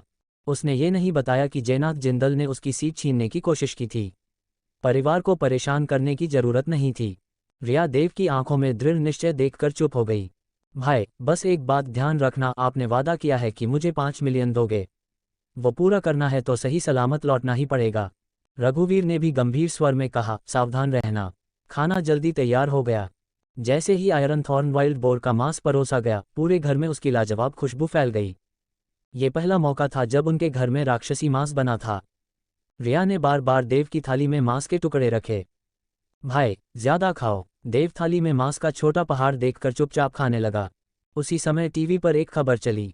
आज शाम 5:35 बजे यशवंत नगर की एक सुनसान गली में 3 शव बरामद हुए। मृतकों के शव तक नहीं मिले, बस एक लाल गुलाब मिला। पुलिस ने कहा है कि ये काम एक पतित योद्धा का है। हाल के दिनों में ऐसे कई पतित योद्धा अपराध कर रहे हैं। 12 छात्र गायब हो चुके हैं। नागरिकों से अपील है कि वे सावधान रहें और सुनसान जगहों से दूर रहें। टीवी पर घटनास्थल की धुंधली तस्वीरें दिखाई गईं। देव ने ध्यान से देखा, चेहरे पर कोई तनाव नहीं था। उसे संतोष हुआ कि पुलिस ने हत्या का दोष पतित योद्धा पर डाला था। उसने उस समय वीडियो बना लिया था जिससे यह साबित होता कि वह आत्मरक्षा में लड़ा था। लेकिन फिर भी विवाद से बचना बेहतर था। अरे, ये तो वही गली है जिससे आप शॉर्टकट लेते हो। रिया चौंकी। अब उस रास्ते से मत जाना। हाँ, अब नहीं जाऊंगा। देव शांत स्वर में बोला। योजक चिन्ह, योजक चिन्ह, योजक चिन्ह। जिंदल परिवार। जयप्रकाश जिंदल ने खबर देखकर गुस्से में मेज पर हाथ मारा। अब समझ में आया कि उन्होंने जवाब क्यों नहीं दिया। वो तो मर चुके हैं। मैंने 1 लाख डॉलर बर्बाद कर दिए। छोड़ो, इस बार वो बच गया, लेकिन अगली बार नहीं। जयपुर नगर में पुलिस की सख्ती के चलते अब कुछ करना जल्दबाजी होती। योजक चिन्ह, योजक चिन्ह, योजक चिन्ह। देव का घर। खाने के बाद देव ने आराम किया और फिर अपने एट्रीब्यूट बोर्ड की जांच की। एट्रीब्यूट पॉइंट्स 0.7 जोड़ 0.45। सिर्फ इस एक खाने से उसके अंक 0.45 बढ़ गए। स्कूल के हाई एनर्जी खाने से सिर्फ 0.15 मिलते थे। देव बहुत खुश हुआ। अब स्कूल के हॉस्टल में रहने की जरूरत नहीं। घर पर खाना ज़्यादा फायदेमंद है। छात्रों को हॉस्टल में रहना जरूरी नहीं था, बस सस्ता खाना मिलता था। अब देव ने तय कर लिया कि वो घर से ही खाएगा। 2 दिन की छुट्टी यूं ही बीत गई। हर दिन सुबह 5:30 बजे उठकर वह 6 बजे से स्कूल की मार्शल क्लास में दीदी के साथ ट्रेनिंग करने जाता। फिर 2 दिन बीते। मंगलवार आया। देव स्कूल के पास छोटे जंगल में बैठा था, जहां वह पहले कर्व्ड हैंड ब्लेड का अभ्यास कर चुका था। उसने एट्रीब्यूट बोर्ड देखा। योजक चिन्ह, योजक चिन्ह, योजक चिन्ह। नाम: देव, उन्नत प्रशिक्षु, जीवन क्षेत्र 3.6। एट्रीब्यूट पॉइंट्स 6.1 जोड़ 5.4। बेसिक ब्रीदिंग तकनीक डी रैंक स्तर 3 पर्याप्त अंक नहीं। Curved hand blade D rank स्तर 4 परिपूर्ण अवस्था अपग्रेड संभव। Sharp blade kick D rank स्तर 2 कुशल अवस्था अपग्रेड संभव। योजक चिन्ह, योजक चिन्ह, योजक चिन्ह। अब फिर से अपग्रेड कर सकता हूँ। कर्व्ड हैंड ब्लेड को अपग्रेड करो। जैसे ही उसने सोचा, बोर्ड चमक उठा और कुछ समय के लिए धुंधला हो गया। साथ ही उसके दिमाग में एक झोंके की तरह नई यादें और तकनीकी ज्ञान भरने लगा। कुछ पल बाद बोर्ड फिर स्पष्ट हो गया। Curved hand blade D rank स्तर 5 भाव अवस्था अपग्रेड के लिए अंक नहीं बचे। अब उसकी तकनीक इंटेंट रेल्म तक पहुंच चुकी थी। मेरी मुनी हुई हथेली की तलवार अब अंतःभाव स्तर तक पहुंच चुकी है। देव घास से उठते हुए सूरज की ओर अपना दायां हाथ उठाकर मुस्कुराया। उसके हाथ से एक तीखी ऊर्जा की झलक सी निकल रही थी, मानो वह कोई हाथ नहीं बल्कि धारदार छुरी हो। तभी एक सूखा पत्ता हवा के साथ बहता हुआ आया और उसके हाथ से छू गया। देव का हाथ टस से मज नहीं हुआ, लेकिन पत्ता चुपचाप 2 टुकड़ों में बंट गया। वह उस विशाल पत्थर के पास पहुंचा जिस पर उसने पिछली बार यही हथेली तलवार आजमाई थी। उसने अपनी हथेली धीरे से पत्थर की ओर बढ़ाई। छपाक! हथेली बिना किसी अवरोध के पत्थर के भीतर समा गई। अब मैं मुनी हुई हथेली की तलवार को इतना बारीकी से नियंत्रित कर सकता हूं कि इसका असर सूक्ष्म स्तर तक पहुंच गया है। इसकी ताकत अब शायद सी श्रेणी की कुशल युद्ध तकनीकों के समकक्ष है। देव ने हथेली बाहर निकाली। पत्थर में उसकी हथेली का आकार उभरा रह गया था। फिर उसने अपनी एट्रीब्यूट बोर्ड को देखा। मुनी हुई हथेली की तलवार में अब अंक बढ़ाने लायक पॉइंट नहीं बचे थे। वह सोच में पड़ गया। ऐसा लगता है कि अप्राप्त का मतलब यह नहीं कि अधिकतम सीमा पर पहुंच गया हूं, बल्कि मेरे पास पर्याप्त एट्रीब्यूट पॉइंट्स नहीं हैं। इसका मतलब है कि भले ही ये तकनीक सैद्धांतिक रूप से उच्चतम स्तर अंतःभाव तक पहुंच चुकी है, फिर भी इसे और विकसित किया जा सकता है। अभी तो ये सिर्फ डी श्रेणी की युद्ध तकनीक है, लेकिन अगर इसे 100वें स्तर तक ले जाया जाए तो क्या यह एस श्रेणी के समकक्ष नहीं हो जाएगी? यदि ये संभव है तो सांस विधियों और अन्य तकनीकों पर भी लागू होगा। देव मन ही मन सोचता रहा। उसका एट्रीब्यूट टैलेंट सच में असाधारण था। अब उसकी नज़र बेसिक ब्रीदिंग तकनीक पर पड़ी। बेसिक ब्रीदिंग तकनीक डी श्रेणी स्तर 3 अप्राप्त। सांस विधियां युद्ध तकनीकों से कहीं अधिक महत्वपूर्ण होती हैं। जीवन शक्ति को बढ़ाना और विकास करना इन्हीं के जरिए संभव होता है। अब तक उसका सारा ध्यान युद्ध तकनीक पर था, क्योंकि उसे लगा कि उसकी लड़ाई की ताकत कम है। लेकिन अब जब हथेली तलवार अंतःभाव तक पहुंच चुकी है, ये काफ़ी है। अब उसका अगला लक्ष्य है बेसिक ब्रीदिंग तकनीक को अपग्रेड करना। दीदी तलवार ने कहा था कि यह सभी सांस तकनीकों की मूल है, भले ही इसमें कोई विशेषता न हो, पर यह सबसे संतुलित और व्यापक तकनीक है। अगर कोई इसे ऊंचे स्तर तक ले जा सके तो यह शायद सबसे ताकतवर बन सकती है, भले ही किसी ने अभी तक ऐसा न किया हो। देव ने मन में ठान लिया, तो ये काम मैं करूंगा। फिलहाल उसके पास सिर्फ 1.1 एट्रीब्यूट पॉइंट्स थे। उसे और पॉइंट्स जमा करने होंगे। उसे 3 हमलावरों की याद आई जिन्होंने उस पर हमला किया था, पर अंत में वे $1,00,000 छोड़ गए। उनके ही कारण मैं 3 गुना तेजी से पॉइंट्स इकट्ठा कर पाया। अब समय हो गया है घर जाकर खाना खाने का। देव मुस्कुराता हुआ जंगल से निकलने लगा, लेकिन जाते जाते उसकी नज़र फूलों की एक झाड़ी पर ठहर गई। कुछ पल बाद वही झाड़ी हिली। रिया वहां से बाहर निकली। जो व्यक्ति यहाँ मास्टर स्तरीय मुनी हुई हथेली की तलवार का उपयोग कर रहा था, वही था देव। रिया हैरान थी। उसने देव को पिछले दिनों अंशुल की युद्ध तकनीक को सिर्फ हथेली तलवार से काटते देखा था, तभी से उसे शक था। लेकिन सीधे पूछना मना होता है, इसलिए वह छुपकर देख रही थी। अब उसे सच मिल गया था, पर वह सच डरावना था।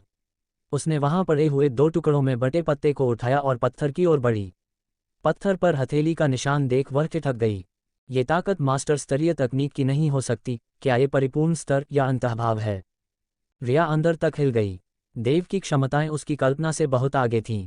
देव ने अपनी ताकत को कितनी चालाकी से छिपा रखा है। अगर उसकी शारीरिक प्रतिभा औसत न होती तो वो पहले हाई स्कूल के सबसे तेज बच्चों से पीछे नहीं होता।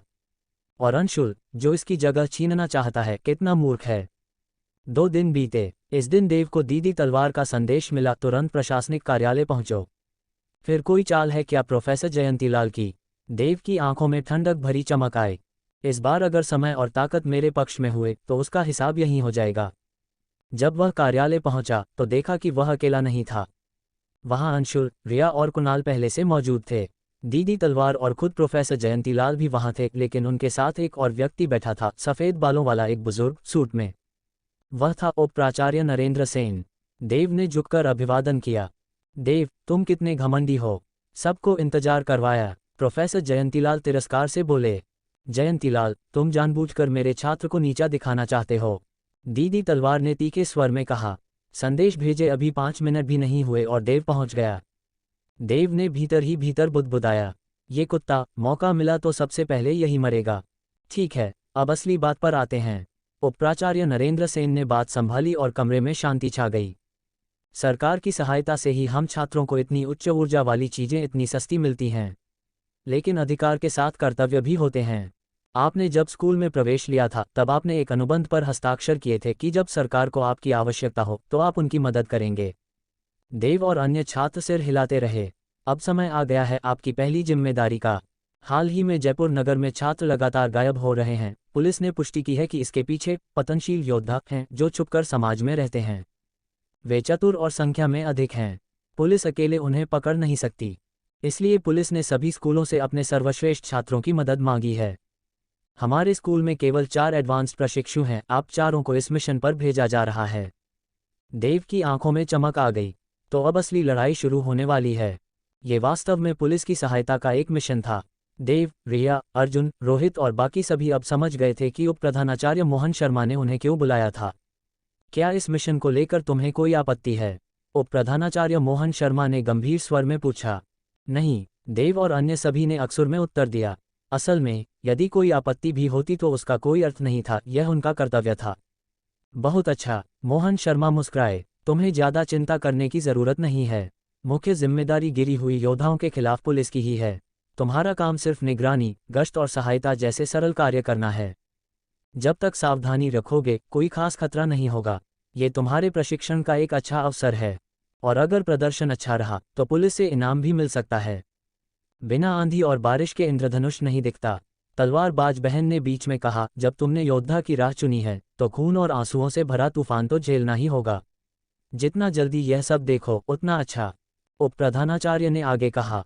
इस मिशन में शहर के 10 शीर्ष विद्यालय अपने अपने श्रेष्ठ छात्रों को भेज रहे हैं, इसलिए इसे आने वाली प्रमुख परीक्षा की पूर्व तैयारी मानो। इससे तुम्हें अपने संभावित विरोधियों की ताकत और परिस्थिति का अंदाजा मिलेगा। और मेरी सिर्फ एक ही अपेक्षा है, 5वें स्कूल का नाम नीचा मत होने देना। पूर्व चयन। देव, रिया, अर्जुन और रोहित थोड़े चकित हुए। वे पहले ही प्रमुख परीक्षा के लिए तैयार थे और अब उन्हें विरोधियों को जानने का अवसर मिल रहा था। यह अच्छा था। चिंता मत कीजिए सर, जब मैं हूं तो स्कूल का नाम कभी नहीं डूबेगा, अर्जुन ने आत्मविश्वास से कहा। उसका व्यवहार घमंडी था। देव ने अर्जुन की ओर देखा। वे एक ही कक्षा में नहीं थे, इसलिए ज्यादा परिचय नहीं था, पर एक बात वह जानता था, अर्जुन की जीवन ऊर्जा स्तर 4 तक पहुंच चुकी थी और पूरे 5वें स्कूल में ऐसा केवल वही था। उसे स्कूल का सबसे बड़ा प्रतिभावान माना जाता था। उप प्रधानाचार्य ने उसकी ओर विशेष दृष्टि से देखा। अर्जुन, इस मिशन का नेतृत्व तुम्हारे हाथ में है, कोई दिक्कत नहीं। अर्जुन की आंखों में चमक थी। देव को इससे कोई फर्क नहीं पड़ा। जब तक उसे रोका नहीं गया वह संतुष्ट था। रिया ने हल्का सा भौं सिकोड़ लिया। ठीक है, अब सब कुछ बता दिया है। स्कूल के मुख्य द्वार पर जाओ, वहां से कोई लेने आएगा, उप प्रधानाचार्य ने कहा। देव, रिया, अर्जुन और रोहित कार्यालय से निकलकर मुख्य द्वार की ओर बढ़े। भाई अर्जुन, तुम तो हमारे स्कूल के सबसे तेज हो। ये मिशन तुम्हारे लिए खुद को साबित करने का मौका है, रोहित ने अर्जुन से कहा। उसकी बातों में चापलूसी झलक रही थी। अर्जुन हल्के से मुस्कुराया। मैं जो कहता हूँ वो करता हूँ। स्कूल का नाम कभी नीचे नहीं जाएगा। उसकी नज़र रिया पर गई। रिया ने उसकी उपेक्षा की और देव के पास जाकर मुस्कुराकर बोली। देव, ये हमारा पहला मिशन है, मेरा ख्याल रखना। देव चौंका। उसे उम्मीद नहीं थी कि रिया उससे ऐसे बात करेगी, लेकिन उसने सहजता से जवाब दिया। हम एक ही स्कूल के हैं, एक दूसरे का साथ देना ही चाहिए। रिया थोड़ी प्रसन्न हुई और बात करने लगी। उन्होंने दूसरे स्कूलों के प्रतिभाशाली छात्रों की चर्चा शुरू की। देव चुपचाप सुनता रहा। अर्जुन का चेहरा सख्त हो गया। रोहित ने दोनों को देख अपनी ऐनक ठीक की और समझ गया। अर्जुन रिया को पसंद करता है और रिया ने कभी हाँ नहीं की। अब देव से बात कर रही है, माजरा समझ आया। उसने व्यंग्य से कहा, देव तुम्हारी जीवन ऊर्जा तो सिर्फ 3.5 है और रिया की 3.9 है, फिर भी तुम उसका ख्याल रखोगे। फिर उसने रिया की ओर देखा। रिया, चाहे प्रधानाचार्य ने कहा हो कि ये मिशन सुरक्षित है, लेकिन गिरे हुए योद्धाओं के साथ कुछ भी हो सकता है। मेरा सुझाव है तुम भाई अर्जुन के साथ रहो, वे तुम्हारी पूरी सुरक्षा करेंगे। अर्जुन ने सिर हिलाया और देव की ओर देखा। तुम अपनी सीमाएं समझो, खुद का ख्याल रख लो, वही काफ़ी है। रिया की सुरक्षा मैं करूंगा। ये कहकर वह मुड़कर आगे बढ़ गया। रोहित ने घमंड से हंसते हुए उसका साथ दिया। रिया ने देव की ओर देखा। देव, मुझे माफ़ करना, शायद मेरी वजह से तुम्हें ये सब सुनना पड़ा।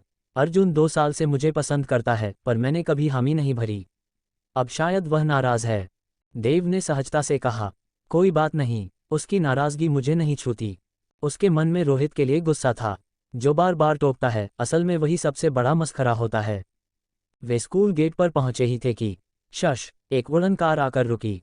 क्या आप 5वें स्कूल के छात्र हैं जो पुलिस मिशन में हिस्सा ले रहे हैं? आइए बैठिए, एक युवा पुलिसकर्मी ने सिर बाहर निकालते हुए कहा। मैं आगे बैठूंगी। रिया मुस्कुराई और अगली सीट पर बैठ गई। देव, अर्जुन और रोहित पीछे बैठे। देव उत्साहित था। ये उड़न कार है, शायद ये न्यूक्लियर ब्लॉक से चलती है, छोटी सी टिकली जितनी ऊर्जा हजारों किलोमीटर के लिए काफ़ी। अर्जुन और रोहित ने उसे हिकारत से देखा। गांवी लड़का। कार तेजी से उड़ती हुई उन्हें पुलिस स्टेशन ले आई। चलिए मेरे साथ, पुलिसकर्मी ने कहा। वे सभी हॉल में पहुंचे। वहां अन्य स्कूलों के भी कई छात्र मौजूद थे। एक विशेष समूह था, 30 से अधिक छात्र, पहले स्कूल के छात्र। रिया ने कहा। उसकी नज़र उन 3 छात्रों पर थी। वो तीनों तो पहले स्कूल के 3 राक्षस हैं, लवित, शौर्य और किरण। अर्जुन और रोहित की आंखों में भी गंभीरता थी। देव ने भी ध्यान से देखा। इन तीनों का नाम तो पूरे शहर में प्रसिद्ध था। पहला स्कूल पूरे शहर का सबसे कठोर चयन वाला स्कूल था, और ये तीनों पहले स्कूल के सबसे प्रतिभाशाली छात्र। शहर के हर तीसरे वर्ष के छात्र इन्हें पहचानते थे। क्या ये वही हैं, लिंगजन, शीमिंग और ली छिंगशी? देव ने उन तीनों को देखा जो पहले हाई स्कूल के छात्रों के बीच घिरे खड़े थे। उन तीनों की पहचान करना आसान था।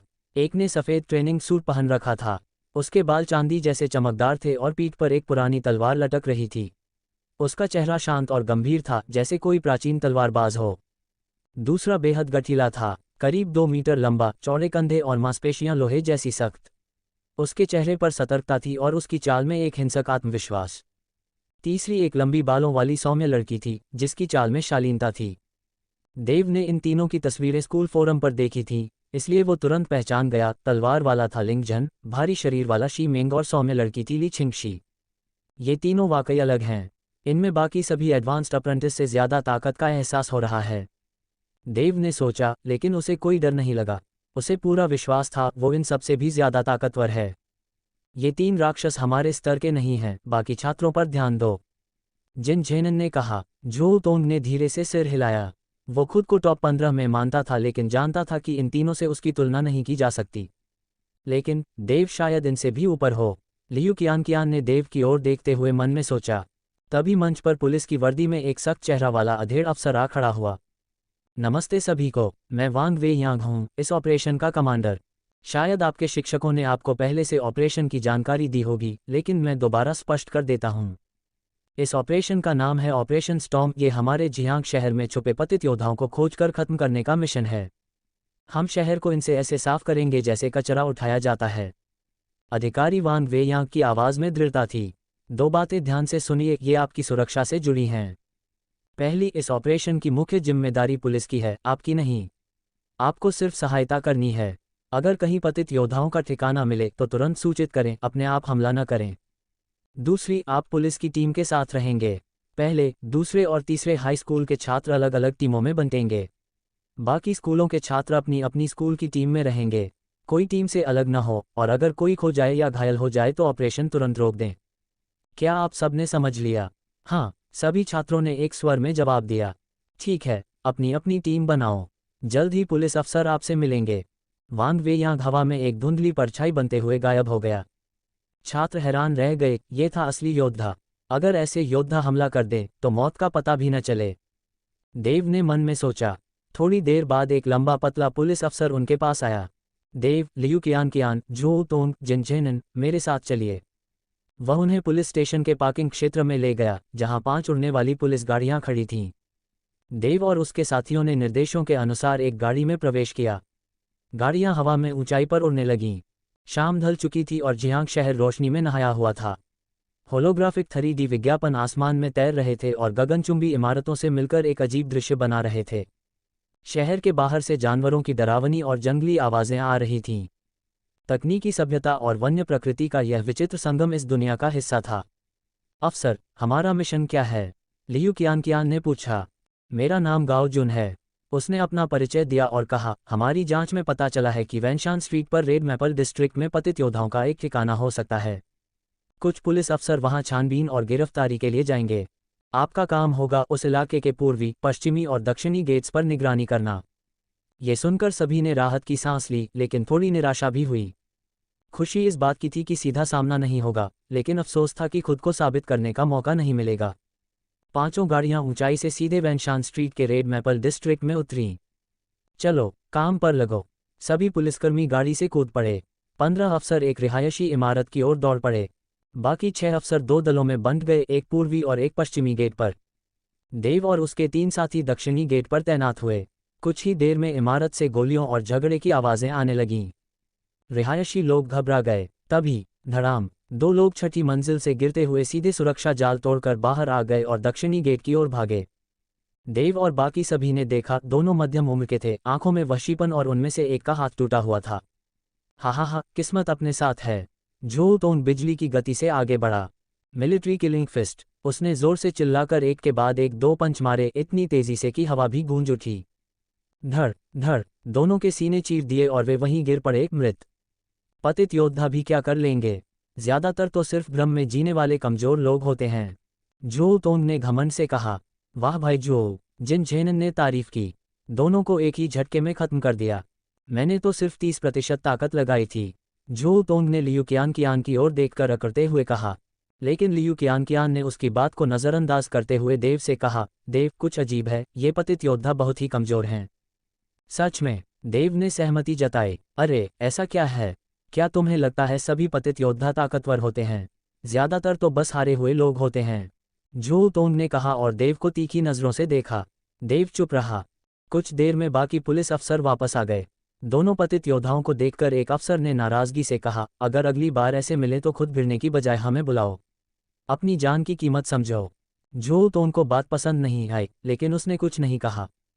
फिर एक और अफसर बोला, हमारी अनुमान गलत थी। ये कोई बड़ा ठिकाना नहीं है। ये दोनों सिर्फ यहाँ छुपे हुए थे। लेकिन चूंकि यहाँ पतित योद्धा थे, तो असली ठिकाना शायद आसपास ही है। इसलिए वैनशान स्ट्रीट में तुरंत खोज शुरू करनी होगी। वैनशन स्ट्रीट। देव, लियू कियान, अर्जुन और जितेंद्र एक संकरी, अंधेरी गली में चल रहे थे। चारों की निगाहें सतर्कता से आसपास का जायजा ले रही थीं। वे एक ही टीम का हिस्सा थे, जिन्हें गिर चुके योद्धाओं की तलाश में इलाके में भेजा गया था। यह इलाका पुराने, भीड़भाड़ वाले मकानों से भरा हुआ था। गंदगी, जर्जर सड़कें और बदबूदार माहौल ने इसे एक गरीब बस्ती का रूप दे रखा था। अगर ये मिशन नहीं होता तो मैं इस गंदगी भरे इलाके में कभी कदम भी न रखता। जितेंद्र ने घिन के साथ सड़क पर भरे गंदे पानी के गड्ढे को लांघते हुए कहा। अर्जुन की भौहें सिकुड़ीं। वह एक आलीशान इलाके में पला बड़ा था, जहां गगनचुंबी इमारतें, खूबसूरत छतें, संग्रहालय, पुस्तकालय और कला दीर्घाएं आम थीं। इसलिए ऐसे इलाके की हालत से वह सहज हो उठा था। देव का चेहरा भावहीन था। वह खुद भी एक समय ऐसे ही इलाके में पला था, इसलिए उसे कोई फर्क नहीं पड़ा। बंटवारे के बाद हमने इस इलाके को 1 घंटे तक छाना, लेकिन अब तक किसी गिरे हुए योद्धा का कोई सुराग नहीं मिला। गाओ जून सर की टीम से भी अब तक कोई खबर नहीं आई। क्या हमारा ये मिशन विफल हो गया? लियू कियान ने चिंता में पूछा। देव, अर्जुन और जितेंद्र का चेहरा गंभीर हो गया। अगर यह मिशन ऐसे ही विफल हो गया तो उनके पास खुद को साबित करने का कोई मौका नहीं रहेगा। धड़ाम, अचानक पास ही से कांच टूटने की आवाज आई। तीनों तुरंत उस दिशा में भागे। सामने जमीन पर कांच के टुकड़ों का ढेर पड़ा था। ये पास की इमारत से गिरे होंगे। लियू कियान ने ऊपर देखा। सबने नजरें ऊपर उठाईं। उनकी नज़र एक ऊंची, क्षतिग्रस्त इमारत पर पड़ी। वे सभी अनुभवी प्रशिक्षु थे, उनकी नज़रें आम लोगों से कहीं अधिक तेज थीं, यहाँ तक कि अंधेरे में भी साफ देख सकते थे। उन्होंने देखा कि इमारत की दीवारों में कई जगह गहरे गड्ढे, दरारें और पंजों के गहरे निशान थे। मैंने इस बिल्डिंग की जानकारी ली है, इसका नाम है फेंगमाओ बिल्डिंग। पिछले साल यहाँ एक घायल, लौहपंजा सुनहरा गिद्ध अचानक हमला कर बैठा था। उस हमले में दर्जनों लोग मारे गए या घायल हुए थे। बाद में योद्धाओं ने उस गिद्ध को मार गिराया, लेकिन तब तक ये बिल्डिंग इतनी क्षतिग्रस्त हो चुकी थी कि इसे खाली कराना पड़ा। लियू क्यानक्या ने मोबाइल से 3D होलोग्राफिक प्रोजेक्शन चालू किया। मोबाइल से एक पतली लेजर किरण निकली और हवा में इमारत की गतिशील छवि उभर आई। उसमें एक विशाल 10 मीटर लंबा परिंदा फेंगमाओ बिल्डिंग पर पागलों की तरह हमला कर रहा था। उसके पंखों में धातु जैसी चमक थी और लोहे जैसे पंजे हर वार में दीवार में गहरा छेद कर रहे थे।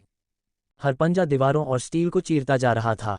एक चोंच की चोट से ही दरारें मकड़ी के जाल की तरह फैल रही थीं। लोग बिल्डिंग से जान बचाकर भाग रहे थे, कई तो उसके पंखों से कटकर वहीं ढेर हो गए।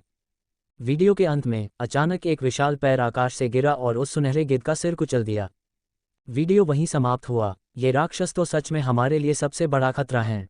ये तो बस एक एलीट स्तर का गिद्ध था, सोचो सम्राट स्तर के राक्षस कैसे होंगे। जितेंद्र के स्वर में दहशत थी। हाँ, लेकिन इंसान भी कम नहीं। सम्राट स्तर के राक्षसों के मुकाबले हमारे पास भी युद्धवीर हैं जो उन्हें खत्म कर सकते हैं। अर्जुन ने शांत लहजे में कहा। आपका नजरिया वाकई बड़ा है अर्जुन भैया, मैं तो बहुत संकुचित सोच रहा था।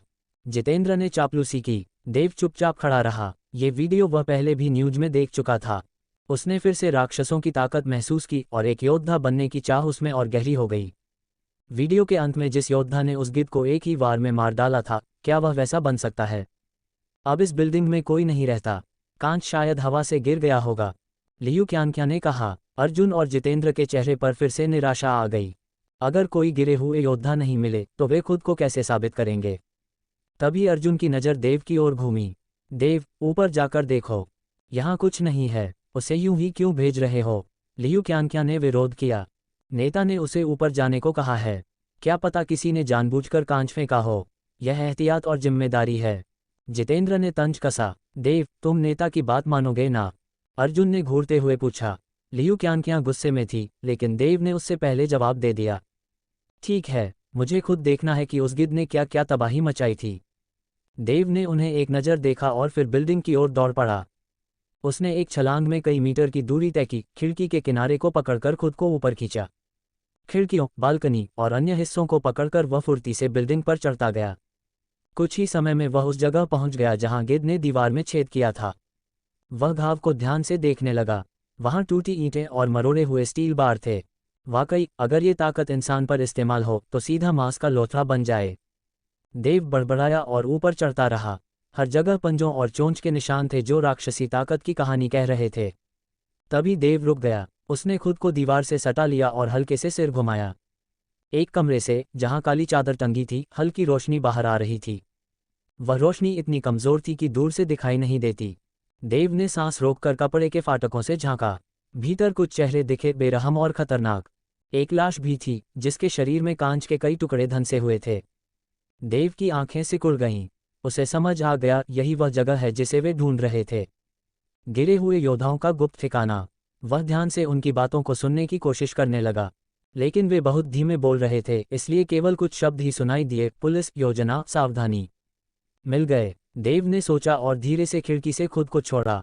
बिल्कुल एक वानर की तरह छलांग लगाता वह नीचे उतर गया।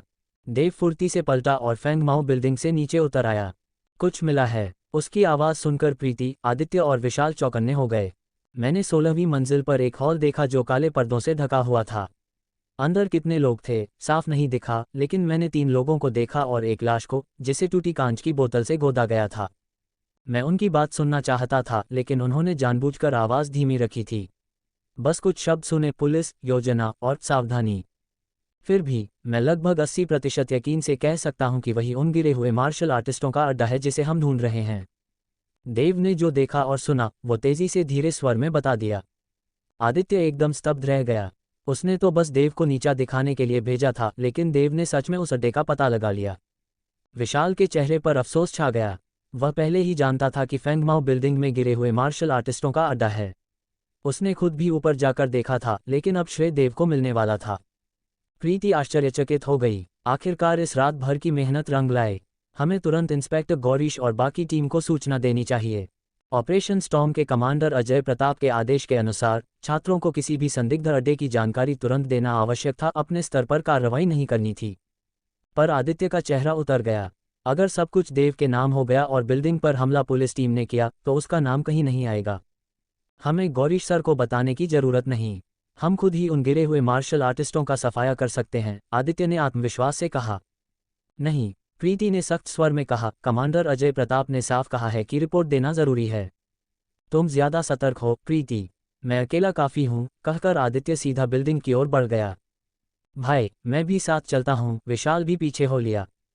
ये लोग कमांडर के आदेश की अवहेलना कर रहे हैं, अब क्या करें? प्रीति ने देव की ओर देखा।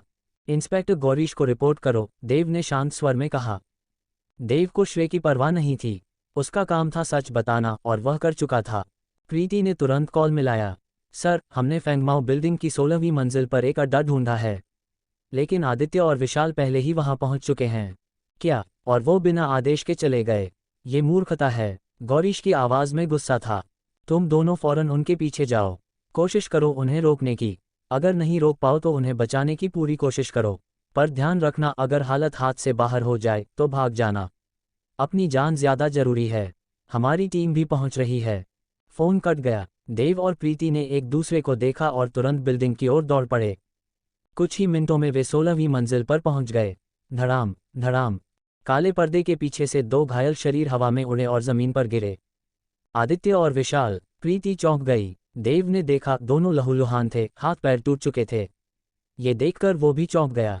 हाँ, भाई लियाकत, ये दोनों नौसिखिए कह रहे थे कि वो हमें खत्म कर देंगे। इनमें से एक तो कह रहा था कि एक मौके में हमें निपटा देगा। शायद किसी कमजोर गिरोह से भिड़ गया होगा और जीत गया, तभी घमंड कर रहा था। पर उसे क्या पता था कि भाई लियाकत ने गोल्डन थ्रेड बोबैक एंट का जीन अपने शरीर में मिला रखा है। वैसे भी हमें नए एक्सपेरिमेंटल सब्जेक्ट्स की जरूरत थी। ये दो तो खुद चलकर आ गए। काले पर्दे के पीछे से 8 लोग बाहर निकले। सबसे आगे था एक चेहरा कटा आदमी, भाई लियाकत।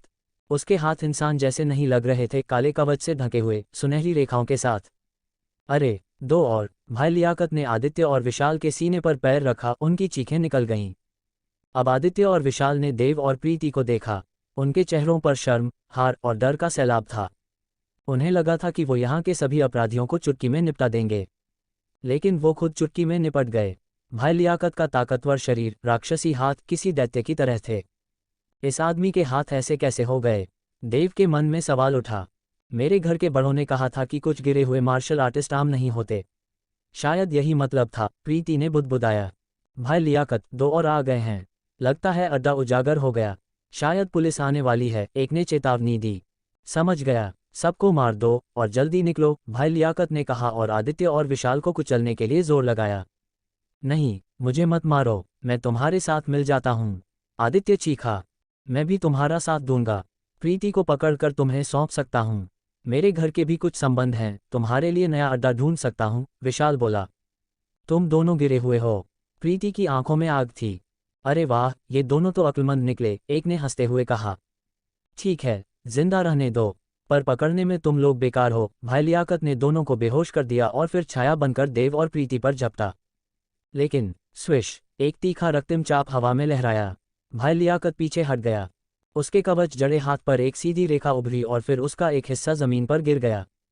चेहरे पर गहरी चोट का निशान लिए खड़ा आदमी हैरानी से अपने कंधे के नीचे गिरे कटे हुए हाथ को देख रहा था। ये कैसे हो सकता है? लियाकत भाई का हाथ तो आम गोलियों से भी नहीं कटता था, ये नया लड़का इसे नंगे हाथों से काट गया। कमबख्त, ये घुमावदार हथेली वार नाम की दी ग्रेड युद्ध कला इस्तेमाल कर रहा है, लेकिन क्या ये इतनी शक्तिशाली हो सकती है? कई गिरे हुए योद्धा सामने का दृश्य देख स्तब्ध रह गए थे। ये साधारण अभ्यास का स्तर नहीं लग रहा, क्या ये पूर्णता की अवस्था तक पहुंची घुमावदार हथेली वार है? चेहरे पर निशान वाले आदमी ने गंभीरता से देव के हमले का मूल्यांकन किया। उसे यकीन नहीं हुआ कि आज उसे ऐसा कोई मिल गया है। एक नौसिखिया जिसने हाल ही में कदम रखा है मैदान में, डी ग्रेड युद्ध कला को इतने उच्च स्तर तक पहुंचा चुका है। मैं जानना चाहता हूं, तुम्हारे हाथ ऐसे कैसे बने? देव शांत स्वर में बोलता हुआ उसकी ओर बढ़ा। जवाब चाहिए? नर्क में पूछना। चेहरे पर निशान वाला आदमी शैतानी मुस्कान के साथ बगल में पड़े टूटे सीमेंट के खंभे को पकड़ता है। धड़ाम की आवाज के साथ उसने जमीन से उसे उखाड़ लिया और पूरी ताकत से देव की ओर फेंका। एक विस्फोट जैसी आवाज हुई। पूरे हॉल में बवंडर उठा और धूल हवा में छा गई। लियाना का चेहरा पीला पड़ गया। उसे एहसास हो गया कि अगर ये हमला उस पर हुआ होता तो वह मिट्टी में मिल जाती। लेकिन देव का चेहरा शांत था। वो आगे बढ़ा और फिर पल भर में उसकी रफ्तार तेज हो गई। उसकी हथेलियां जैसे तलवारें बन गईं, लाल रेखाओं की तरह कटती हुई। छन छन छन, सीमेंट का भारी खंभा एक पल में दर्जनों टुकड़ों में बढ़ गया और इधर उधर बिखर गया। चेहरे पर निशान वाले आदमी के हाथ में अब केवल एक थाली जितना टुकड़ा बचा था। उसकी आंखों में घबराहट थी। वो पलटना ही चाहता था, लेकिन देर हो चुकी थी। देव पीछे नहीं हटा। उसके हाथ पैर हर एक वार जैसे तलवार बन चुका था। सफ़ेद चमकदार रेखाएं उस पर टूट पड़ीं। आदमी की गति एक पल में थम गई। देव भी वहीं रुक गया और उसे देखता रहा। उसकी गर्दन, कमर, टांगों, हर जगह से खून की पतली रेखाएं बहने लगीं। अगले ही पल उसका शरीर टुकड़ों में बंटकर जमीन पर गिर पड़ा। क्या ये वाकई भावना स्तर की घुमावदार हथेली वार की ताकत है? अविश्वसनीय। लियाना की आंखें फटी रह गईं। भागो भागो जल्दी! बाकी बचे 7 गिरे योद्धा अपने नेता को यूं कटा देखकर डर के मारे थर-थर कांपते हुए खिड़की की ओर भागे। पर जैसे ही उन्होंने छलांग लगाई, एक तलवार बिजली की तरह आई। 3 सांसों के भीतर सातों के सिर धड़ से अलग हो गए। उनके धड़ से खून ऐसे निकल रहा था जैसे कोई झरना फूट पड़ा हो। एक युवक, सिल्वर बाल, शांत चेहरा, जैसे कोई प्राचीन तलवारबाज, देव और लियाना के सामने प्रकट हुआ। वह निस्संदेह वही था जिसने सातों को मारा था। पहली हायर सेकेंडरी स्कूल का लिंगजन, वो यहाँ क्या कर रहा है? लियाना फुसफुसाई। क्या वो भी आसपास कोई मिशन पर है? देव के चेहरे पर हल्की हैरानी थी। लिंगजन लाशों के पास से गुजरा। उसका नजरिया उस कटे शरीर पर गया जिसे देव ने मारा था। मुझे पता चला था कि यहाँ कोई रूपांतरित योद्धा है। सोचा था उससे तलवार आजमाऊंगा, लेकिन देर हो गई। उसने अफसोस से कहा और फिर देव की ओर देखा। तुम जैसे को देखकर अच्छा लगा। एक डी ग्रेड युद्ध कला को भावना स्तर तक पहुंचाना कोई आसान बात नहीं है। अब ये एलीट ट्रायल वाकई दिलचस्प होगा। मैं वहां तुम्हारा इंतजार करूंगा। फिर वो मुड़ा और इमारत से नीचे कूद गया। देव, उसने तुम्हें चुनौती दी है। लियाना चौंक गई। लिंगजन तो हमेशा घमंडी रहता है। बाकी 2 टॉप योद्धाओं को भी नहीं मानता। वो तुम्हें सीधा प्रतिद्वंद्वी मान रहा है। अगर ये बात फैली तो पूरे शहर में बवाल मच जाएगा। चुनौती मज़ेदार है। देव मुस्कुराया। उसकी आंखों में युद्ध का उत्साह चमक उठा। पहले उसका लक्ष्य एलीट ट्रायल में टॉप 3 में आकर जेनेटिक दवा हासिल करना था। अब वो पहले स्थान पर रहना चाहता था। लियाना, देव ने कटे हुए शरीर की ओर देखा और कहा। हाँ। लियाना ने चौंक कर देखा। मैं अभी अपनी ताकत को जाहिर नहीं करना चाहता। तुम कह देना कि इस आदमी को लिंगजन ने मारा। जेनेटिक दवा हासिल करने से पहले वो किसी तरह का अनचाहा ध्यान नहीं चाहता था। उसे शोहरत की परवाह नहीं थी, बस नतीजों की थी। तुम ये श्रेय लिंगजन को दे रहे हो? लियाना को विश्वास नहीं हुआ। हाँ, मुझे फर्क नहीं पड़ता। ठीक है, मैं मान जाती हूँ, लेकिन अगर लिंगजन खुद सच बता दे तो मैं क्या कर सकती हूँ? कोई बात नहीं, शायद वो कुछ बताएगा भी नहीं, और अगर बताया भी तो जो होगा देखा जाएगा। इसके बाद देव ने कटे हुए शरीरों की तलाशी ली। कुल मिलाकर बस 10,000 एलायंस डॉलर मिले। कुछ कार्ड भी थे, लेकिन पासवर्ड और बायोवेरिफिकेशन के बिना वो बेकार थे। देव ने उन्हें जमीन पर फेंक दिया। मच्छर भी कुछ तो खून छोड़ता है। देव ने पैसों को जेब में रखते हुए कहा। उसे पुलिस की परवाह नहीं थी। ऑपरेशन से पहले ही ऑफिसर गजेंद्र ने कहा था कि मरे हुए गिरोहियों की चीज़ें उसी की होंगी जिसने उन्हें मारा। ज़रूरी सबूत या सुराग की चीज़ें पुलिस लेती है और मुआवजा देती है। लियाना ने कुछ नहीं कहा। उसे पैसों की ज़रूरत नहीं थी। ब्लैकआउट पर्दे के पीछे दोनों ने तलाशी ली। एक पुरुष की लाश मिली, शरीर में शीशे के टुकड़े गड़े थे। वही लाश जिसे देव ने पहले देखा था। साथ ही 2 बेहोश छात्राएं मिली, सौभाग्य से वे सुरक्षित थीं। ये गिरोह वाकई छात्रों को उठा रहा था, पर क्यों? लियाना गुस्से से बोली। अब बाकी काम गजेंद्र सर और टीम को सौंप देते हैं। हाँ, लियाना ने सिर हिलाया, फिर जोर से बोली, और उन 2 गद्दारों का क्या करें? गजेंद्र सर को बता देंगे। उनका काम खत्म कर देना है। देव का मन तो चाहता था कि निशान वाला आदमी उन दोनों को कुचल देता, पर लियाना और लिंगजन के सामने वो ऐसा नहीं कर सकता था। फिर भी एलीट ट्रायल के दौरान वो मौका देखेगा, तब कोई उन्हें नहीं बचा पाएगा। देव, लियाना, तुम दोनों ठीक हो? अच्छा हुआ। गजेंद्र और पुलिस टीम आ पहुंची। जब उन्होंने कटे शरीर देखे तो सन्न रह गए। क्या तुम दोनों ने ये किया? नहीं सर, लिंगजन ने मारा। वो थोड़ी देर पहले ही यहाँ आया था। ओह, तो लिंगजन, सही बात है। गजेंद्र को यकीन था लिंगजन ऐसा कर सकता है। और ये 2 बेहोश लोग। लियाना ने पूरी सच्चाई बता दी, कैसे वे दोनों डर के मारे दुश्मनों से मिल गए और देव को मरवाने चले थे। गजेंद्र और पुलिस का चेहरा सख्त हो गया। हथकड़ी लगाओ और ले चलो। इनके बारे में कमांडर फैसला करेगा। 2 पुलिसकर्मी उन्हें उठाकर ले गए। बाकी 2 छात्राओं को स्ट्रेचर पर लादा गया। ऑपरेशन खत्म। मैं कमांडर को तुम्हारा योगदान बताऊंगा। अब वापस स्टेशन चलो, गजेंद्र ने कहा। योजक चिन्ह, योजक चिन्ह, योजक चिन्ह। पुलिस थाने में देव, रिया और ऑपरेशन स्टॉर्म में भाग लेने वाले बाकी छात्र एक बार फिर उसी हॉल में जमा हुए। छात्रों की संख्या पहले से कम थी, कुछ घायल हो गए थे और उनका इलाज चल रहा था। वहीं अंकित सेन और निखिल जैन जैसे कुछ छात्र विशेष कारणों से अलग से हिरासत में लिए गए थे। देव, इंस्पेक्टर गौरव ने बताया कि अंकित सेन और निखिल जैन को हिरासत केंद्र में बंद कर दिया गया है। रिया ने धीरे से देव के कान में कहा, सिर्फ हिरासत में? देव ने पूछा। रिया के चेहरे पर मायूसी की झलक उभरी। काश इन दो घटिया लोगों को उम्र कैद या फांसी की सजा मिलती, पर यह सोचना भी शायद बेकार है। तुम्हें शायद पता नहीं, अंकित सेन असल में प्रोफेसर अरुण सेन का छोटा बेटा है और निखिल जैन गंगानगर के जैन परिवार से है। न सिर्फ अमीर हैं, बल्कि उनके परिवार में एक असली योद्धा भी है। इन दोनों के पीछे जो ताकतें हैं, वो चाहें तो इन्हें छुड़ा ही लेंगी, जब तक ठोस सबूत ना हो। देव चुप रहा। उसने पिछले जीवन में ऐसे बहुत मामले देखे थे। रिया ने व्यंग्य में कहा, उनके लिए कीमत कोई मायने नहीं रखती जब बात इन जैसे लोगों को बचाने की हो। देव ने अब इन दोनों के बारे में सोचना छोड़ दिया था। वो उसके लिए अब अतीत हो चुके थे। अब उसका ध्यान आदित्य, विवेक और श्रुति पर गया। उसे एलीट ट्रायल में पहला स्थान चाहिए था और यही तीनों उसके सबसे बड़े प्रतिद्वंद्वी थे। तभी आदित्य ने अचानक उसकी ओर देखा। उसकी ठंडी नज़रों में एक गंभीरता थी। विवेक और श्रुति, जो उसके पास ही थे, तुरंत समझ गए कि आदित्य का व्यवहार सामान्य नहीं है। 3 सालों में उन्होंने पहली बार उसे इतना गंभीर देखा था। आदित्य, उस लड़के में क्या खास बात है? तुम उसे इतना महत्व क्यों दे रहे हो? विवेक ने भी देव की ओर देखा।